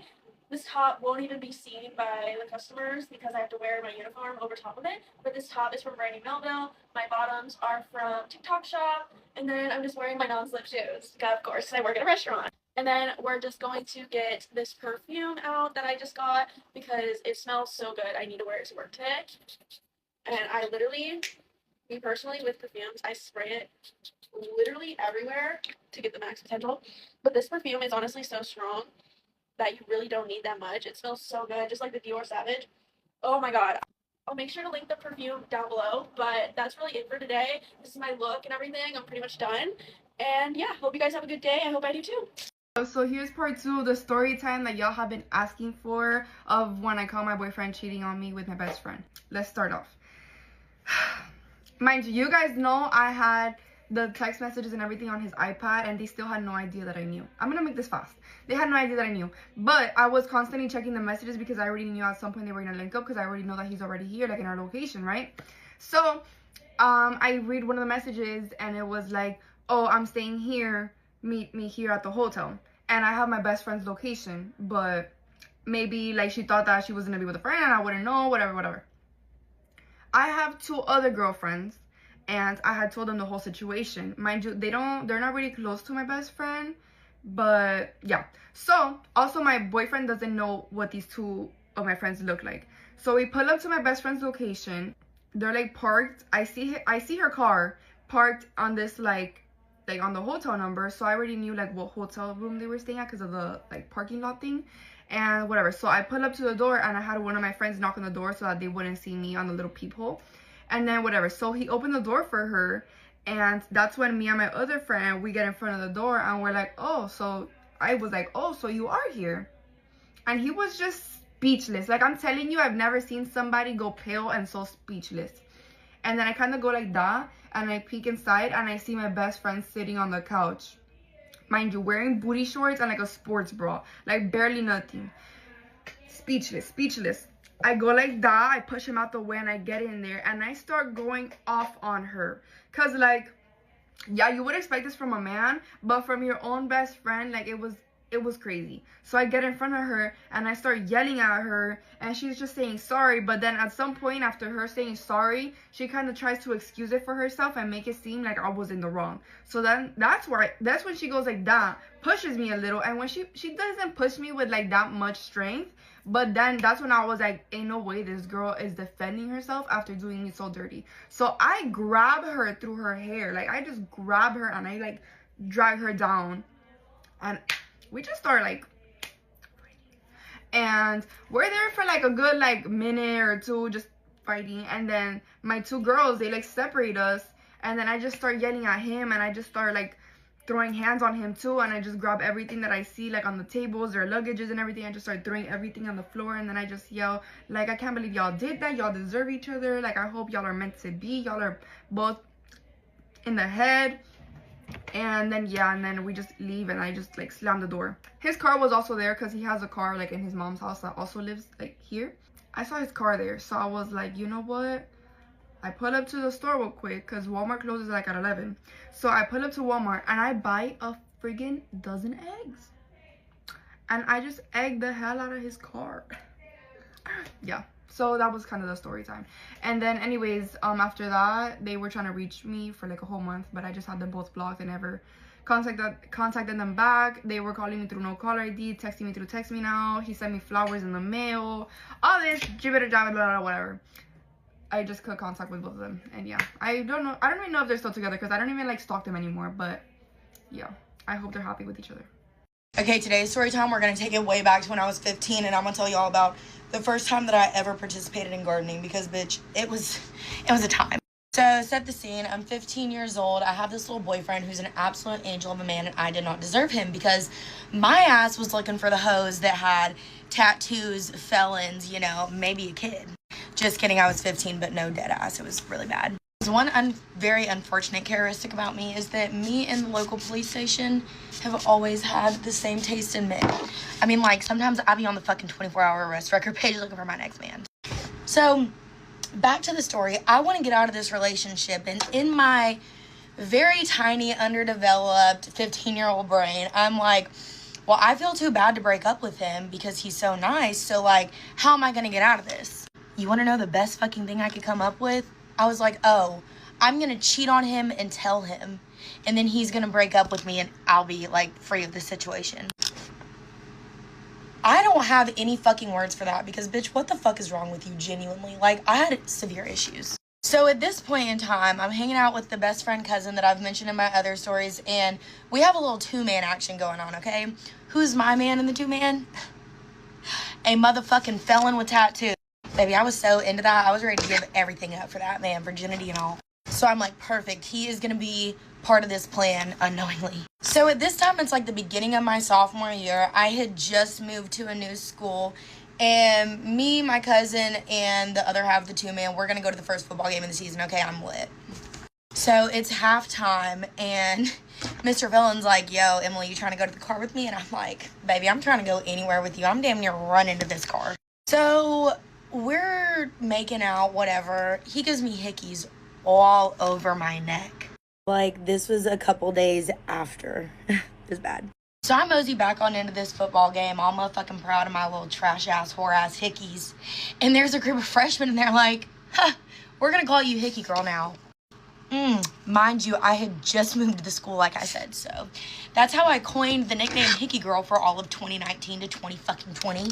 Thank God, I'm pretty sure everybody forgot about that shit after quarantine, but like, Lord, bitch, I set myself up for that. So that happens. I end up texting the boyfriend. I'm like, yo, I cheated on you. Yeah, what you gonna do about it, basically? And surely I'm like, he's gonna be like, oh, I'm gonna break up with you. This motherfucker wanna hit me with the, we can work it out. We can talk about it. I don't wanna work it out. I don't wanna talk about it. That's why I fucking, like, set up a cheating ploy on you to fucking leave you. And like I said, this kid was literally the sweetest, like, everybody loved him. And the reason I keep exaggerating that is because it's going to be important in a minute when we actually get to the story. And I guess finally I'm just like, nah, we ain't working this out. Like, I'm breaking up with you. So my plan didn't even fucking work anyways. Like, I should have just broke up with him. That's like the only time that I've ever like cheated on anybody. So like a week after this, my old school that, like I said, is a town over, their football season starts. And I want to go to the game. I'm trying to get lit with all my friends. Like, I don't fuck with these people at the new school for real. They're not my ride or dies. Like, I went to the fucking other school for my entire career. I'm trying to pop out of the football game and see what's up, you know? So I get on my fucking Snapchat story. Oh my God, fucking Snapchat. And I'm like, yo, who finna go to the game this week? Like, we finna turn up. Who there? What the move? I start getting an influx of replies from people basically being like, do not come, you're gonna get your ass beat, because that guy that I had cheated on and broke up with was on the football team and everybody loved him and everybody was riding or dying for him, like as they should. Like, I'm talking, I had ratchet bitches being like, yo, I'm finna dog walk your ass if you come here. And then I had people from my old dance team being like, please don't come. Like, it's just gonna start problems. Like, you're just gonna get beat up. And I'm like, you wanna fucking bet that? My messy ass never knew how the fuck to stay away from drama. And low-key, I still don't. But anyway, so I'm like, you wanna fucking bet that? Like, I'm showing up to this game and we'll see who beat who ass. The fuck? I had never been in a fight before. And it was like big ratchet bitches that were about to whoop my ass. I'm telling y'all, I had no fucking fears, nor did I have two fucking brain cells to rub together and create a spark with, because my happy ass still went. Okay, so I get to the game. I link up with all my little hoes from the old school, all my friends, and we're like, yo, like, let's fucking go. I'm there. Nobody's trying to beat my ass yet. The game hasn't started. Like, I'm feeling good. Feeling motherfucking invincible. So one of my friends from that school at the time had like just started getting into gardening, right? And like I said, the yard epidemic in full swing at this time too. This was low-key like the start of it. And so she's like, yo, you trying to hit my pin? And I'm like, the fuck? Like, the bear shit in the woods? Of course I'm trying to hit that motherfucker. She's like, okay, well, if you walk to my car with me, like, we can go hit it and I'll buy you another ticket to get back into the game. And I'm like, bitch, say less. So we mosey on about like 5 minutes or however long to get to her car. I remember I'm sitting in the passenger seat of this parking lot. She gets it out of the glove box, like, bro, like, we're like, oh, bad as fuck. Like, we lit this bitch. We're like trying to hide the pin. I'm like, oh my God, I felt so like crazy. So at this point in time, I'm already vaping. So when she hands me the yard, I rip that bitch like it's a jewel. And I don't know if y'all were around for the Jewel era, but you could pretty much hit like blinkers on them bitches. And so that's what I did to the yard. So we finally get back into the game. I remember like walking up the stairs to get to like the bleachers, and I'm like, holy fuck, like I feel like I'm in a movie. There's no other way to describe it other than like, I'm like, what is going on? Like, who am I? I'm dissociated. Like, I feel like I'm watching this play out from like an outside perspective. I am fucking gone. Fried motherfucking chicken. Like, just as much in the clouds as I've ever been in my life. So I guess I eventually mosey on down to the back of the students section for my old school, and I find like all my other ratchet ass friends, and I end up sitting with them, and I'm telling them, I'm like, yo, people are here and they think they're gonna beat my ass, but like, I'm just gone. Like, I don't really give a fuck. And my friends are like, baby, you ain't gonna get your ass beat. Like, I think I'm sitting there like munching on some motherfucking shit from the concession stand, just sitting down. And if you know anything about like student sections, you're all supposed to be standing up. My ass is just sitting down in the back, high as, like, I don't know what's going on. Oh shit, I guess there was some thunderstorm going on, but my ass couldn't even fucking tell. And all I know is eventually they're clearing out the fucking stadium. And I'm like, oh fuck, like what am I gonna do? Because of fucking course I got dropped off at the game and was planning on going home with my friend who was on the cheer team, and I was just gonna stay with her. So now I'm wandering around this damn stadium trying to fucking find somebody. I'm like, I ain't got nowhere to fucking go. Like, what do you mean leave the stadium? Where the fuck am I gonna go? Eventually, my friend Delaney finds me, and she's like, yo, my Poppy's truck is over here. Like, just come sit in Poppy's truck with me. And I'm like, okay, bet. So I'm sitting in Poppy's truck, gone as fuck, just sitting there giggling my little ass off, like, don't know what's going on. Eventually, I get out of the truck, and my friend who I was supposed to stay with, her mom finds me and is like, Emily, what are you doing, bro? Like, we've been looking for you everywhere. I've been trying to text you, like, come on, we leaving. I'm like, yo, Holly, what's up? Like, I'm hungry as hell. Let's go get some food. So at this point, I'm back with my friend who's a cheerleader, and her dad takes us to McDonald's. And let me just tell y'all, that was the best motherfucking 10-piece I've ever had in my life. There's no way in hell her parents didn't know that I wasn't off my ass. Like, bitch, they weren't born yesterday. Be fucking for real. So eventually we make it back to the friend's house. And I remember at this point I'm kind of sobering up and I'm like, yo, that was lit. That shit was like a movie, literally. And I think she was low-key like kind of pissed off at me because, you know, we were not really on that badass shit together. And then I moved to another school. I come back bad as fuck. And the biggest moral of the story, guess who didn't get their ass beat? Nobody even came up to me. Nobody pressed me. Nobody even... I mean, bitches were probably looking at me sideways, but, like, shit, I was too fried to care. So I guess moral of the story, if you're going somewhere that you have multiple threats, just get gone first and you're not going to care. That's all for today. Love you guys. Okay, so I have never encountered a mean girl at the gym until this morning. And I've always seen videos of girls who are like, oh, I had my first mean girl gym encounter, whatever, yada, yada. And I'm like, okay, that sounds a little bit dramatic, a little bit exaggerated. I will never undermine any of those videos ever again because I have officially encountered a mean gym girl. When I say mean, I mean she was a fucking cunt for no reason. And I say that proudly. She was a fucking cunt. And, so I'm doing this circuit in this lift room. You have to have like a certain membership to scan in and out. I get a squat rack. I'm in there for like 30 minutes, but then like the last 10 minutes of my sets and stuff, like I notice a time because I look out on the floor to see if it's busy over there because I don't want to wait on a machine because I just feel like that's like kind of rude, but not really, but like yes. So I notice this girl's been on there for a while. And I'm like, cool, she should be done any second. So I'll just like wait at a distance so she doesn't even notice. But I kind of had no choice because there's people waiting for other machines. It was just a clusterfuck. So I politely ask her, I say, hey, no rush at all. Like, I don't mind waiting. How many more sets do you have left? And she goes, when you see me get off. Thanks.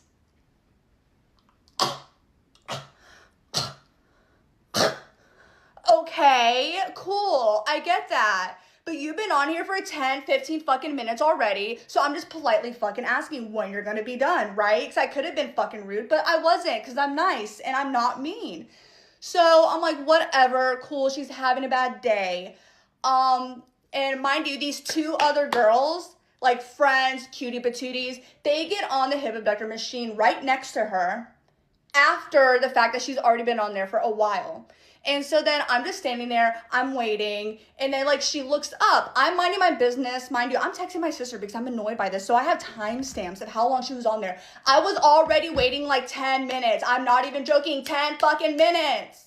Just for this hip abductor machine that she's been on for another 10 minutes. So it's been like 20 minutes already that she's been on this fuck ass machine. So she looks up from texting on her phone for like 5 minutes. I swear to God, she's just texting on her phone for 5 minutes. And she looks up, she goes, you're still waiting? Sorry, saving this for our friend. I'm like, okay. And so then the two girls, the two really nice cutie patooties with the nicest bodies ever on the hip abductor machine, she goes, hey, you can use this. We're about to wipe it down. Like, and I was like, thanks, whatever. So I'm like, as I'm like walking my way over there, she was like, don't worry. She's been doing this to like multiple girls that have been waiting for the machine. So I'm not the only one who's having this problem.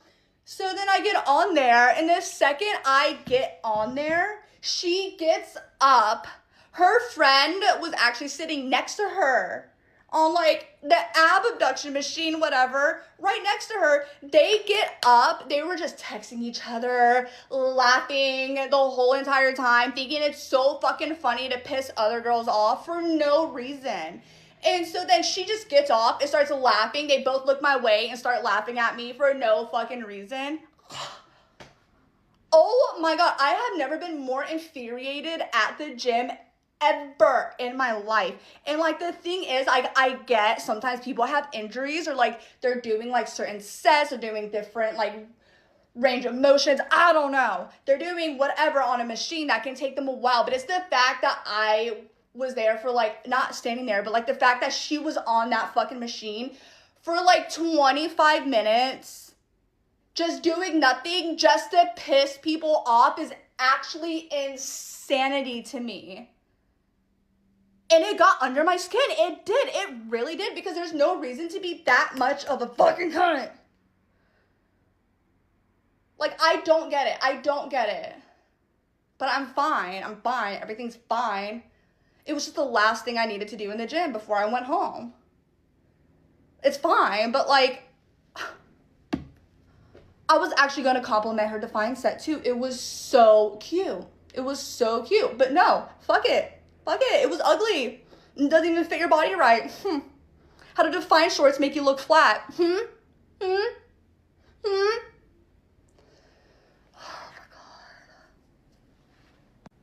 Ready with me while I tell you things that my old friends have said to me and I stayed friends with them. Okay, starting off strong, I was at this girl's house and she told me I was fat, and I said that made me sad because I was like 8 and I did not want to hear that.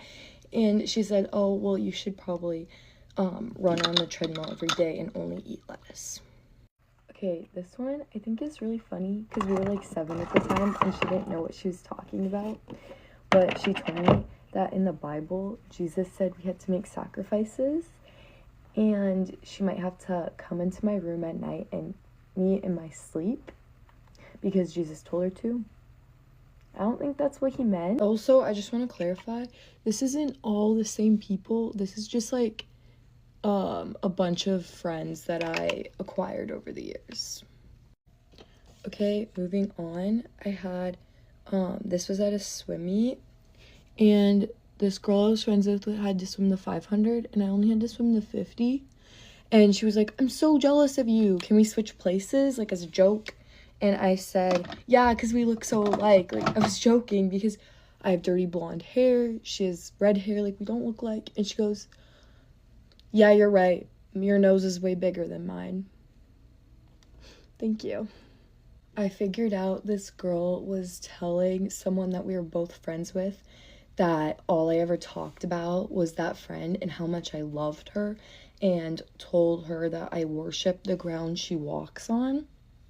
Okay, next one. I was at a sleepover and we were like venting at night, you know, and I said that like I was made fun of a lot as a kid because I was a little bit on the bigger side, and she said, well, it's okay because now you're under 100 pounds. Okay, and last up, we have, I was in a friend group and this girl would text all the other friends and ask them to hang out, and then the next day she would hang out with just me and tell me about everything they did without me, like at least once a week. Thank you so much for watching. Bye. Okay, if you guys thought the last story time was anything juicy about weddings, let me tell you about this other one that I have. So anyways, I was working this wedding that had a very involved mother-in-law. So honestly, this wedding seemed like it was going to be pretty easy. It had a pretty good team of vendors, and let me also say that there was a wedding planner, mind you. But this mother-in-law was there from the get-go, from the crack of dawn, which is a little odd because usually most mother-in-laws don't get there until like dress time, photo time. But no, this mother-in-law was there from the get-go. And as soon as every vendor showed up, I kid you not, florist, DJ, caterer, what have you, this mother-in-law ran over to stop them and introduce herself and like get involved in whatever they were doing. Like I would literally watch her, or the florist, set out centerpieces, and the mother-in-law was like going behind the florist, moving the centerpieces. And that's not the crazy part, because I think the bride kind of had an idea, because there was multiple times that I would go in to check on the bride, her bridesmaids. I overheard one time was kind of telling her, let's call this mother-in-law, I don't know, Donna or something. You know, Donna is out there moving things around, and the bride just kind of like shrugged it off. So I think she kind of knew at least knew what she was getting herself into on that side of it. So that was pretty much the most of it as the wedding was getting ready. Wedding ceremony and everything goes off pretty well. The mother-in-law's like just involved as she normally would be. They start taking photos, and of course she's like calling all of their family over. But then she was also making remarks that were just weird. Like I overheard her one time as they were taking a family photo, turning her son, the groom, to the side and being like, honey, you need to stand this way. That's not your good side. That's not your good side, honey. And just like weird things like that. Anyways, so we get through pretty much everything until speeches come up. The DJ called up the best man who was on the timeline to go first. And the mother-in-law stands up and was like, no, I would really like to go first. And just cuts off the best man and interjects. And no one really did anything. She just kind of took the mic. The bride and groom didn't really say anything. She just interjects and starts her speech. And her speech is about what you would think it was. How much she loves her son and how proud she is of him and this, that, and the other. How beautiful this day is. And she's so glad that she got to help as she could. And again, just seeing everything I saw as the wedding was getting ready, I'm like, eye roll. But that was pretty much the gist of the majority of her speech. And then she, of course, gave like a 30-second shout out to the bride, but it was, thank you for loving my son the way that he deserves to be loved. And I feel so grateful to know that he's going to be like loved in the best way. Just like, oh, thanks. But then she was like, and now before I end my speech, I have one final surprise. And she kind of like gives it a pause. And you will not believe what this final surprise is. And this is the part where I know the bride and groom had no idea. And just so I don't make this an unnecessarily long video, you're just gonna have to follow because I'll post the next part in a part 2. Okay, so part 2, again, the mother-in-law just said, I, have one final surprise for the lovely bride and groom. She like asked the DJ for a drum roll. She's like, my final surprise is that I will be joining you both next week in Jamaica. That was their honeymoon.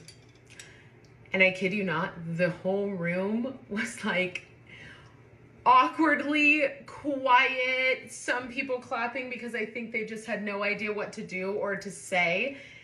And like I told you earlier, I think the bride kind of knew who she was, knew she was going to be moving stuff around. When I tell you the bride had no idea, and I don't think the groom did either. He didn't look as shocked, but the bride was shocked. Literally looks at her now husband, jaw dropped, and said something to him. And this is like as the mom is walking over to come and give them hugs, and now people are kind of clapping, says something to him, gives the mom a hug, and then walks out and takes a break. The bride walks out and takes a break. She wasn't gone for very long. She was maybe gone for, I don't know, what felt like less than 5 minutes. But the bride just walked out. Husband didn't go after her. The mother-in-law didn't go after her. But she just walks out and walks back in, said something to the groom I could not hear. I was kind of standing on the other side, of course, because there's like the head table or the head table. So I didn't see what she said, but she definitely said something serious. My thought is like, we're going to have a talk about this when we get home. But yeah, it was crazy. And then they got on with the rest of the speeches. And the bride, I tell you, of course ended up staying, but she did not look happy at all the rest of the night. And they ended up, I definitely did see the bride and groom yelling at each other later throughout the night. I couldn't hear what they were yelling about, but there was definitely like an argument going on, and it was not good. Do I know if the mother-in-law ended up joining them on their honeymoon? No, I will never know. But yeah, it was crazy. I do wonder always what happened, if the mother-in-law did join, or did they even go on their honeymoon? Who knows? But prayers to them wherever they are. And by the way, I could seriously tell you stories for days that I have. I mean, weddings are pretty crazy. Thankfully, most of them end up being just the normal, what you would expect, but follow if you would like additional stories like these, because I have some others in my back pocket that would probably shock some people. So I recently matched with a guy on Hinge. This was in the beginning of July, maybe end of May. We went on a couple of dates and they were all like really, really fun. So I didn't really have any complaints so far. His texting was kind of mid though, like he wasn't really being consistent with texting, but he had told me that like prior to us like starting to go out that he wasn't a very good texter, which, you know, I understand some people are and some people aren't. Anyways, after the third date, he kind of like fell off and wasn't texting me, so I kind of just assumed that he like was no longer interested in me, so I like unmatched him on Hinge. And then maybe like a week later, he texted me and was like, oh, you know, like I'm just too busy right now. I think we'd be better off as friends. Which at that point I kind of had already accepted. That's kind of like where it was going. So I agreed with him. I was like, yeah, that sounds good to me. He then proceeded to invite me to a house party that he was having the following weekend with all of his friends at a beach house in Duxbury. Now, I didn't think too much of it at the time because I just asked him, I was like, oh, can I like bring my friend with me? And he was like, yeah, sure. And I thought it would be like a great way to meet new people, socialize, because that's something that I've been like trying to work on. Anyways, this house party ends up happening just this past weekend. Originally, I thought the house party was going to be in Quincy, so when I invited my friend, she was totally down for it, but then when she found out it was in Duxbury, she was like, no, I'm not traveling that far, which is, like, totally fair. So I ended up going by myself, which is, like, really brave when you, just for me in general, because I feel like 10 years ago, I would have never done something like this. And I did end up having a lot of fun. I met a lot of really cool people. Not a whole lot of single people there, honestly. It was an older party, like people in their 30s, 34 age range, and they were all married or they all were in a relationship, which is fine. It was still cool to like talk to people. Initially, I had planned on going on Friday and just being there for the day and then heading home. So I got there at like 10 a.m. on Friday, and when I arrived, the guy that invited me was like, oh, like, you're here kind of early. There's not like a whole lot of people here. And I was like, oh, that's fine. Like, I just came early to beat traffic. And he kind of like questioned me of like, I don't remember how it came about, but basically I was like, well, I'm not going to be staying the night. And he was kind of surprised by that. I think he like expected me to stay the night because the initial like party was happening on Saturday. But I had already made plans with some other people. So I'm there Friday, and actually it seemed like really cool. It wasn't what I was expecting it to be, so I ended up rearranging my plans to hang out on Saturday because it seemed like it was going to be a really like fun party. And on Friday he was like super chill with me, like talking, like, you know, paying attention to me, or just like, you know, not pretending like I wasn't there. And then Saturday rolls around and he is the party host, so like I completely understand like if you're hosting a party and there were like 60 plus people there that, you know, you're going to be busy and just like not able to give everybody your attention, which is totally fair. But it got to the point where like it almost seemed like he was avoiding me. Like I'd go up to him and talk to him, and then like mid like combo while I'm trying to talk to him, he like walks away and like completely ignores what I'm saying, which is just rude in my opinion. But anyways, I kind of just ignore his behavior because I'm assuming he's just like super stressed out, and he'd also said he wasn't feeling well because he wasn't drinking or eating anything. So, you know, I passed it off. I was like, whatever, you know, he's probably just stressed out.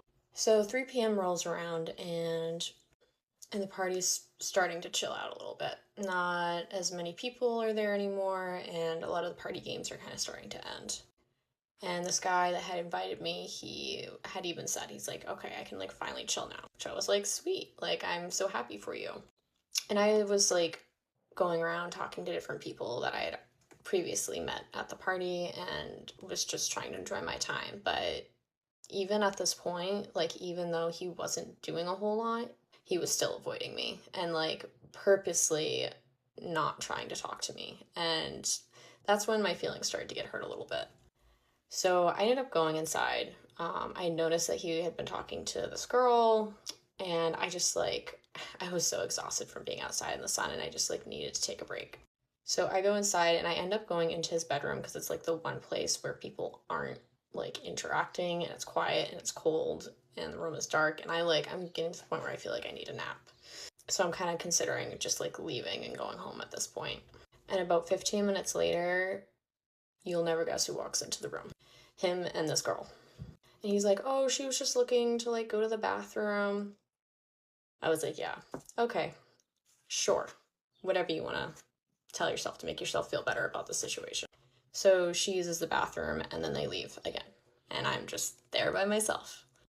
So I finally decide it's time for me to leave because he clearly has like no interest in talking to me. I don't even know why I was invited to this party if he like doesn't seem to like me all that much. So I go to see if I can get out because there's so many cars parked on the street and I wasn't sure if I was blocked in, but sure enough, I was blocked in. And I needed him to move his car in order for me to go home. So I go up to him and he's talking to this girl in the kitchen, the same girl, and they are like locked in, and I like walk up and he doesn't even like look at me. The girl knows I'm there. He has to know I'm there, but he literally doesn't look at me. And I wait to like try not to interrupt the conversation to see if he's like gonna ask me, hey, what's up? But he doesn't. So I end up having to interrupt the conversation. I'm like, hey, I need you to move your car so I can leave. And he's like, oh yeah, no problem. He then brings up that in August he doesn't have such a like busy schedule, so if I want to like hang out with him sometime, like he'd be totally down.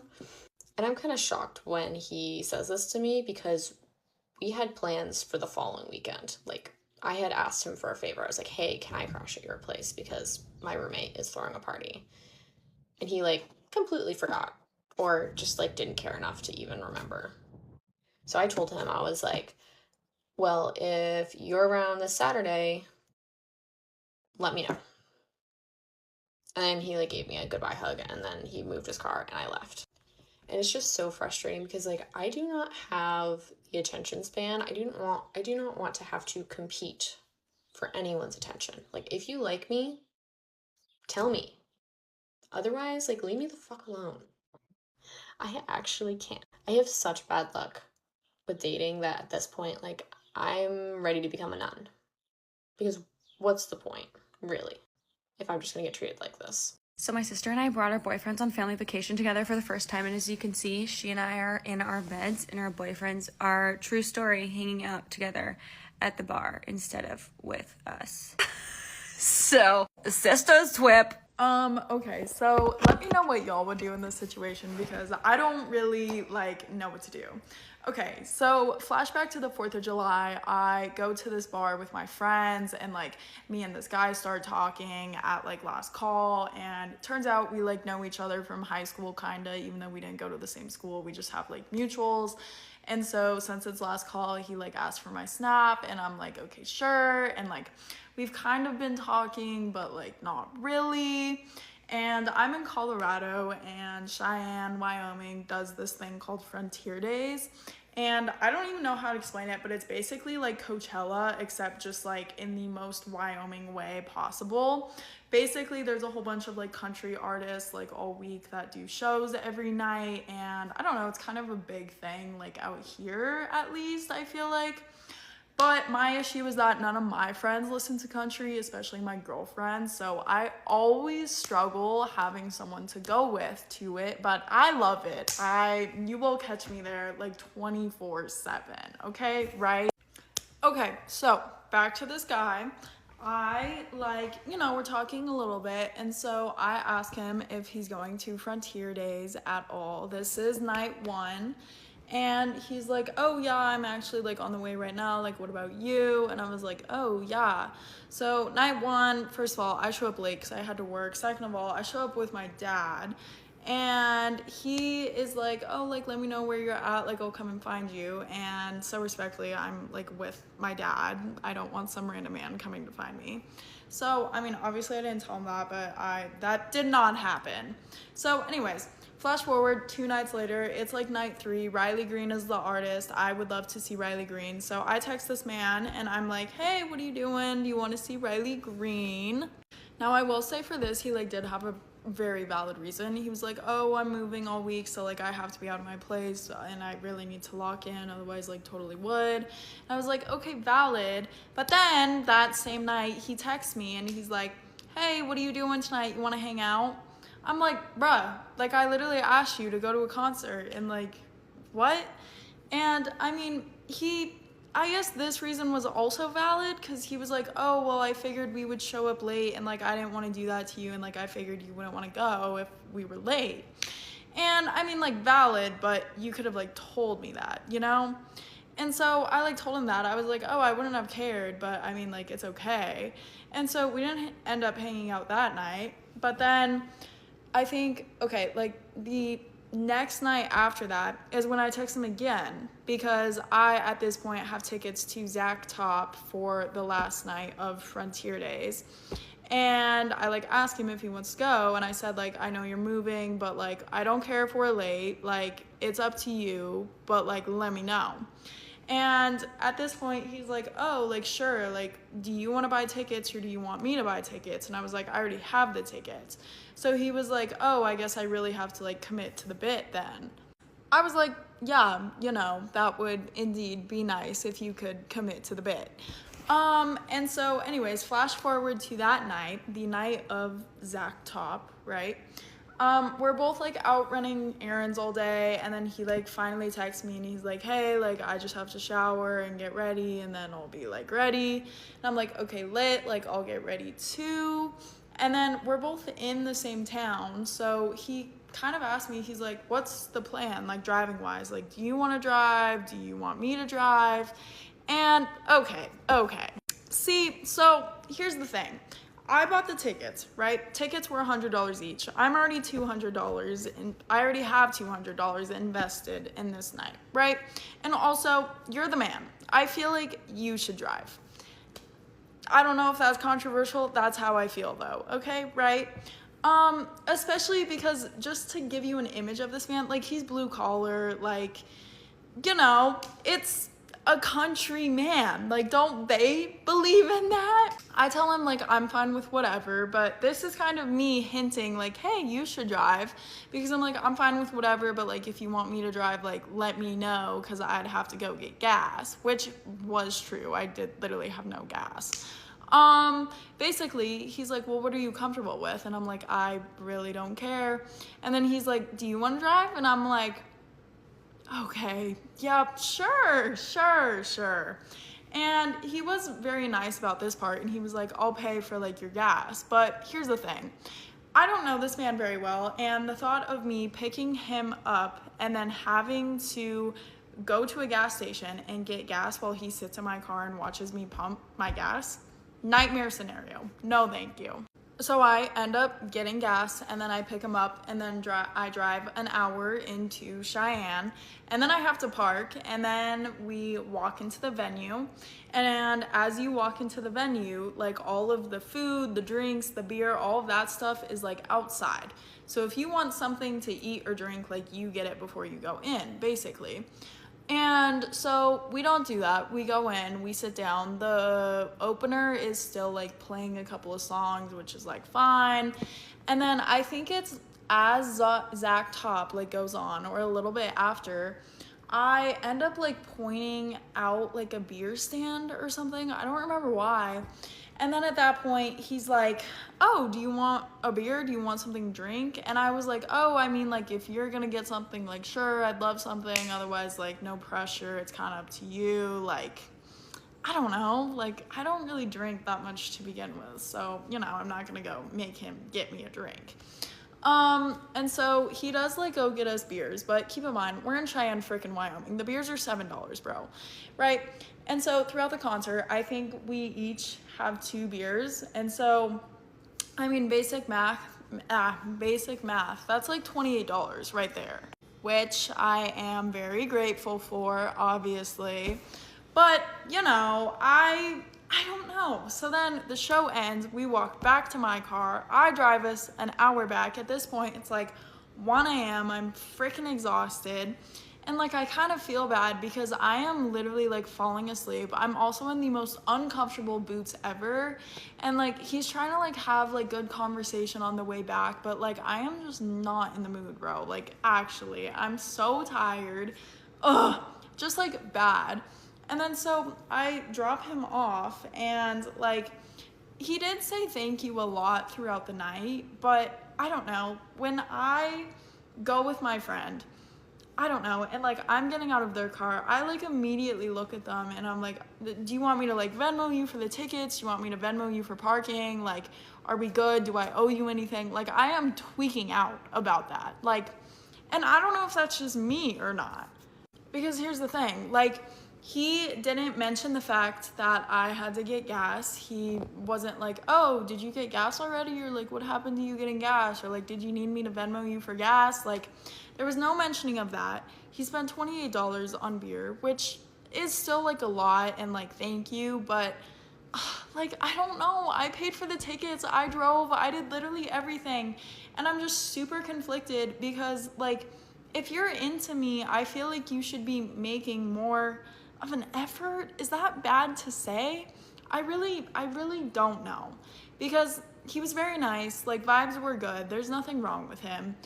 I don't know. I can't tell if I'm being dramatic or not. Like, let me know. Would y'all be mad? Am I just like, am I overreacting? Like, I don't even care about the money either. Like, that is not the thing at all. I spend so much money on concert tickets that honestly, like, $200 is nothing for me when it comes to that. And like, I never make my friends pay to begin with. But like, I don't know. I just like, we're not friends like that. Like, he doesn't know me. And he did say like, oh, the next concert will like be on me. And he did like poll like upcoming concerts up on his phone, but like, Zach Bryan is gonna be here in a couple of weeks. Like, that is something that's equivalent to how much I spent on tickets. And like, the shows that he was pulling up, like, those tickets would be like $50. And I'm just like, okay, like, I don't, like, sure, but no, I don't know, bro. Let me know, because I can't keep talking about this. Cody, I have a serious question. Do you think I look like a boy? No. Definitely not naked. Yeah. So, the past 3 months have been quite eventful for me, okay? Moved out of my dad's house, moved into my aunt's house, got kicked out of my aunt's house. Now I'm living with a friend. Great, let's get into it. So, rewind back to April. I start babysitting for my aunt. She was 5 months at the time. Baby was 5 months at the time. I start babysitting for her.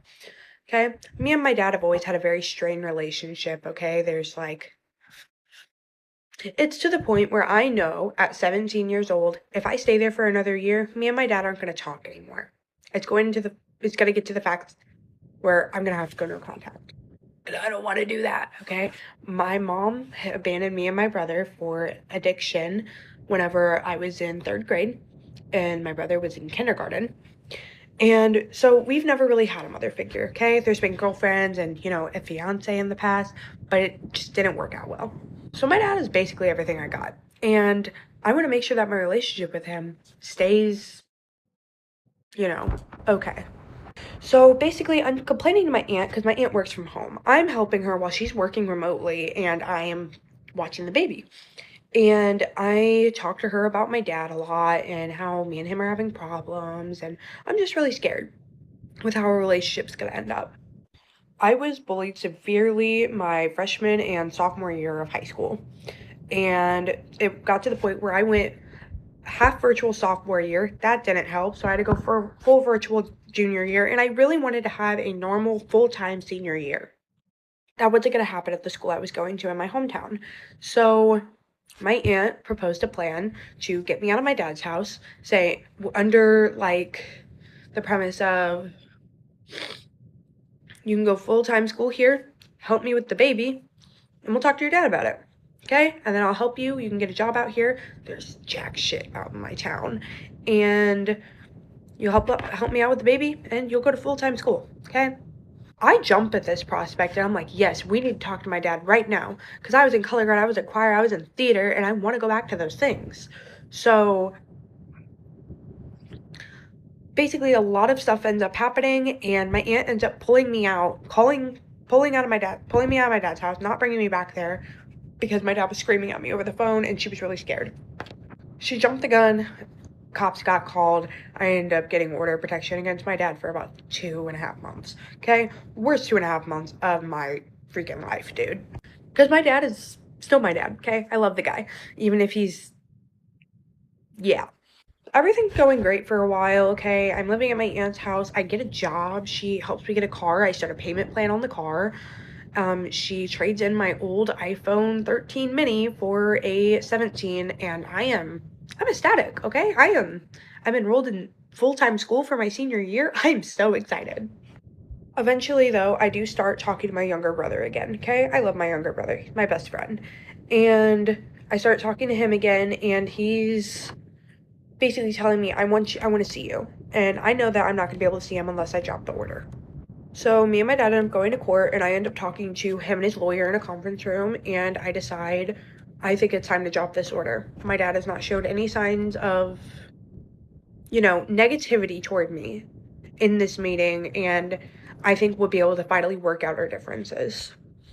About a couple days after I dropped the order, my aunt is not happy that I dropped the order, okay? She is really scared and a whole bunch of things. Plus, my dad's mad at my aunt.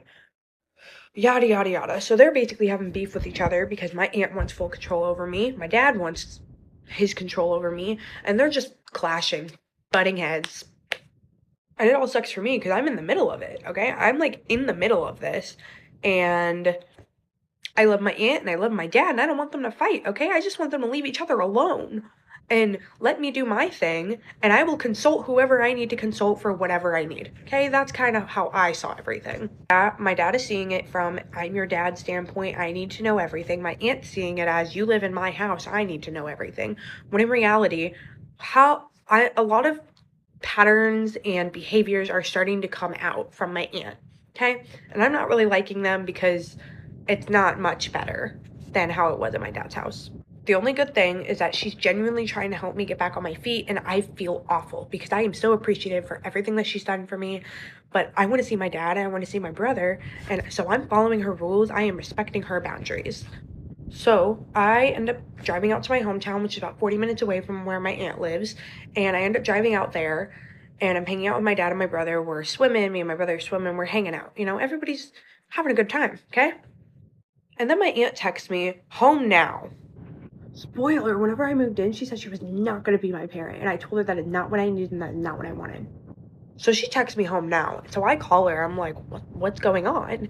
She basically, everything, sorry. Anyways, basically everything that she's saying is either like issues that we have had within the past couple of months, or she's not making any sense to me, okay? She's basically just trying to get me to come home because she doesn't want me to hang out with my dad. When in reality, I'm not really hanging out with my dad, I'm hanging out with my brother. And I'm trying to explain to her, no, I don't want to come home. I have plans tonight that I told you about. I told you I will be home later tonight. So me and my aunt, we're not exactly in an argument. She's trying to argue with me while I'm sitting here trying to explain to her, this is not something we should be arguing about. This is something that we can talk about tomorrow after I get off work. Then my dad jumps in. He starts yelling at her. They're both yelling at each other. I'm in the middle. I'm like, stop fighting. Why are we fighting? Okay, this is not what I want. Everybody needs to calm down, take a chill pill, and simmer. Nobody simmers. My aunt then goes, okay, bring my car home, bring my phone home, and come pack your shit. And then she hangs up whenever my dad's like, what the fuck is your problem? Because, mind you, she's not arguing with me. She's arguing with my dad. So I walk outside and I call my aunt again. I'm like, what the fuck? Because I have nowhere to go. my boyfriend's about to go on a cross-country road trip tomorrow, and I can't stay with him because he's going to be gone, and I gotta know where to go. My dad's not letting me move back in without rent, and I can't exactly pay him rent if you take my car that I'm paying for, mind you, and I can't get to my job. Like, what? I tell her I don't want to leave. She's like, I know, honey, but I think you have to. Okay. So I drive back. I drive to my boyfriend's house. I tell him what's happening, and I'm like, yo, dude, I need you to help me pick up all my stuff. And he's like, what? So I explain the whole thing to him, and he's like, what the fuck? And we both end up driving out there to my aunt's house. She helps me pack my stuff in trash bags. I get my cat, and, you know, there's no discussion of me staying there. And with my boyfriend as a witness, he also stated there's no discussion about me staying there. She helps me pack all my stuff, and I leave. I end up talking to one of my friends, and her parents said that I can get back on my feet, stay with her. My cat can be here as long as he stays in my room, and I clean out my litter box, you know, basic responsibilities. So now I am left without a phone, a car, and basically nothing. I have $400 to my name, bro. Next day, my aunt calls me after kicking me out and says that she didn't kick me out. She wants me to come back home, and her and my Aunt Dana are driving around looking for me. And I'm like, no, you just kicked me out yesterday. She's like, I didn't kick you out. She's trying to make herself seem like, you know, better than what she is. Like, she's trying to make herself look good. So she says that I wanted to leave, and she thought I was going to move back to my dad's house, even though she knew I was not welcome back at my dad's house unless I had the money to do so. I don't have that money. So basically, me and my aunt were arguing all week about whether or not I should go back to her house. And in the end, I'm like, well, I have everything there. I'm enrolled in school. I got everything. Okay, maybe I should go back. So we have dinner. Then she tells me, I don't know. I don't know if she should come back. I'm really stressed out. You made me up my meds. All you do is stress me out. All you this, and this. My dad tells me that he has $500 of mine that he took from my bank account while I still live with him that I did not even remember about. So he's like, I'll give you that back. And then I tell my aunt, I have the money for your car because the payment is $1,000. I'm like, I have the money for your car. Can I please purchase it from you and get it signed into my name or my boyfriend's name? All she keeps doing is arguing, saying that's not possible. That's not possible. I end up getting a phone from one of my boyfriend's friends, and so now I have a phone. But basically, I'm just working on the car. And obviously there's more, but I don't know. Life is something right now. So if you're going through a tough time this summer, don't be alarmed. Me too, baby girl. It's okay. We're gonna be okay.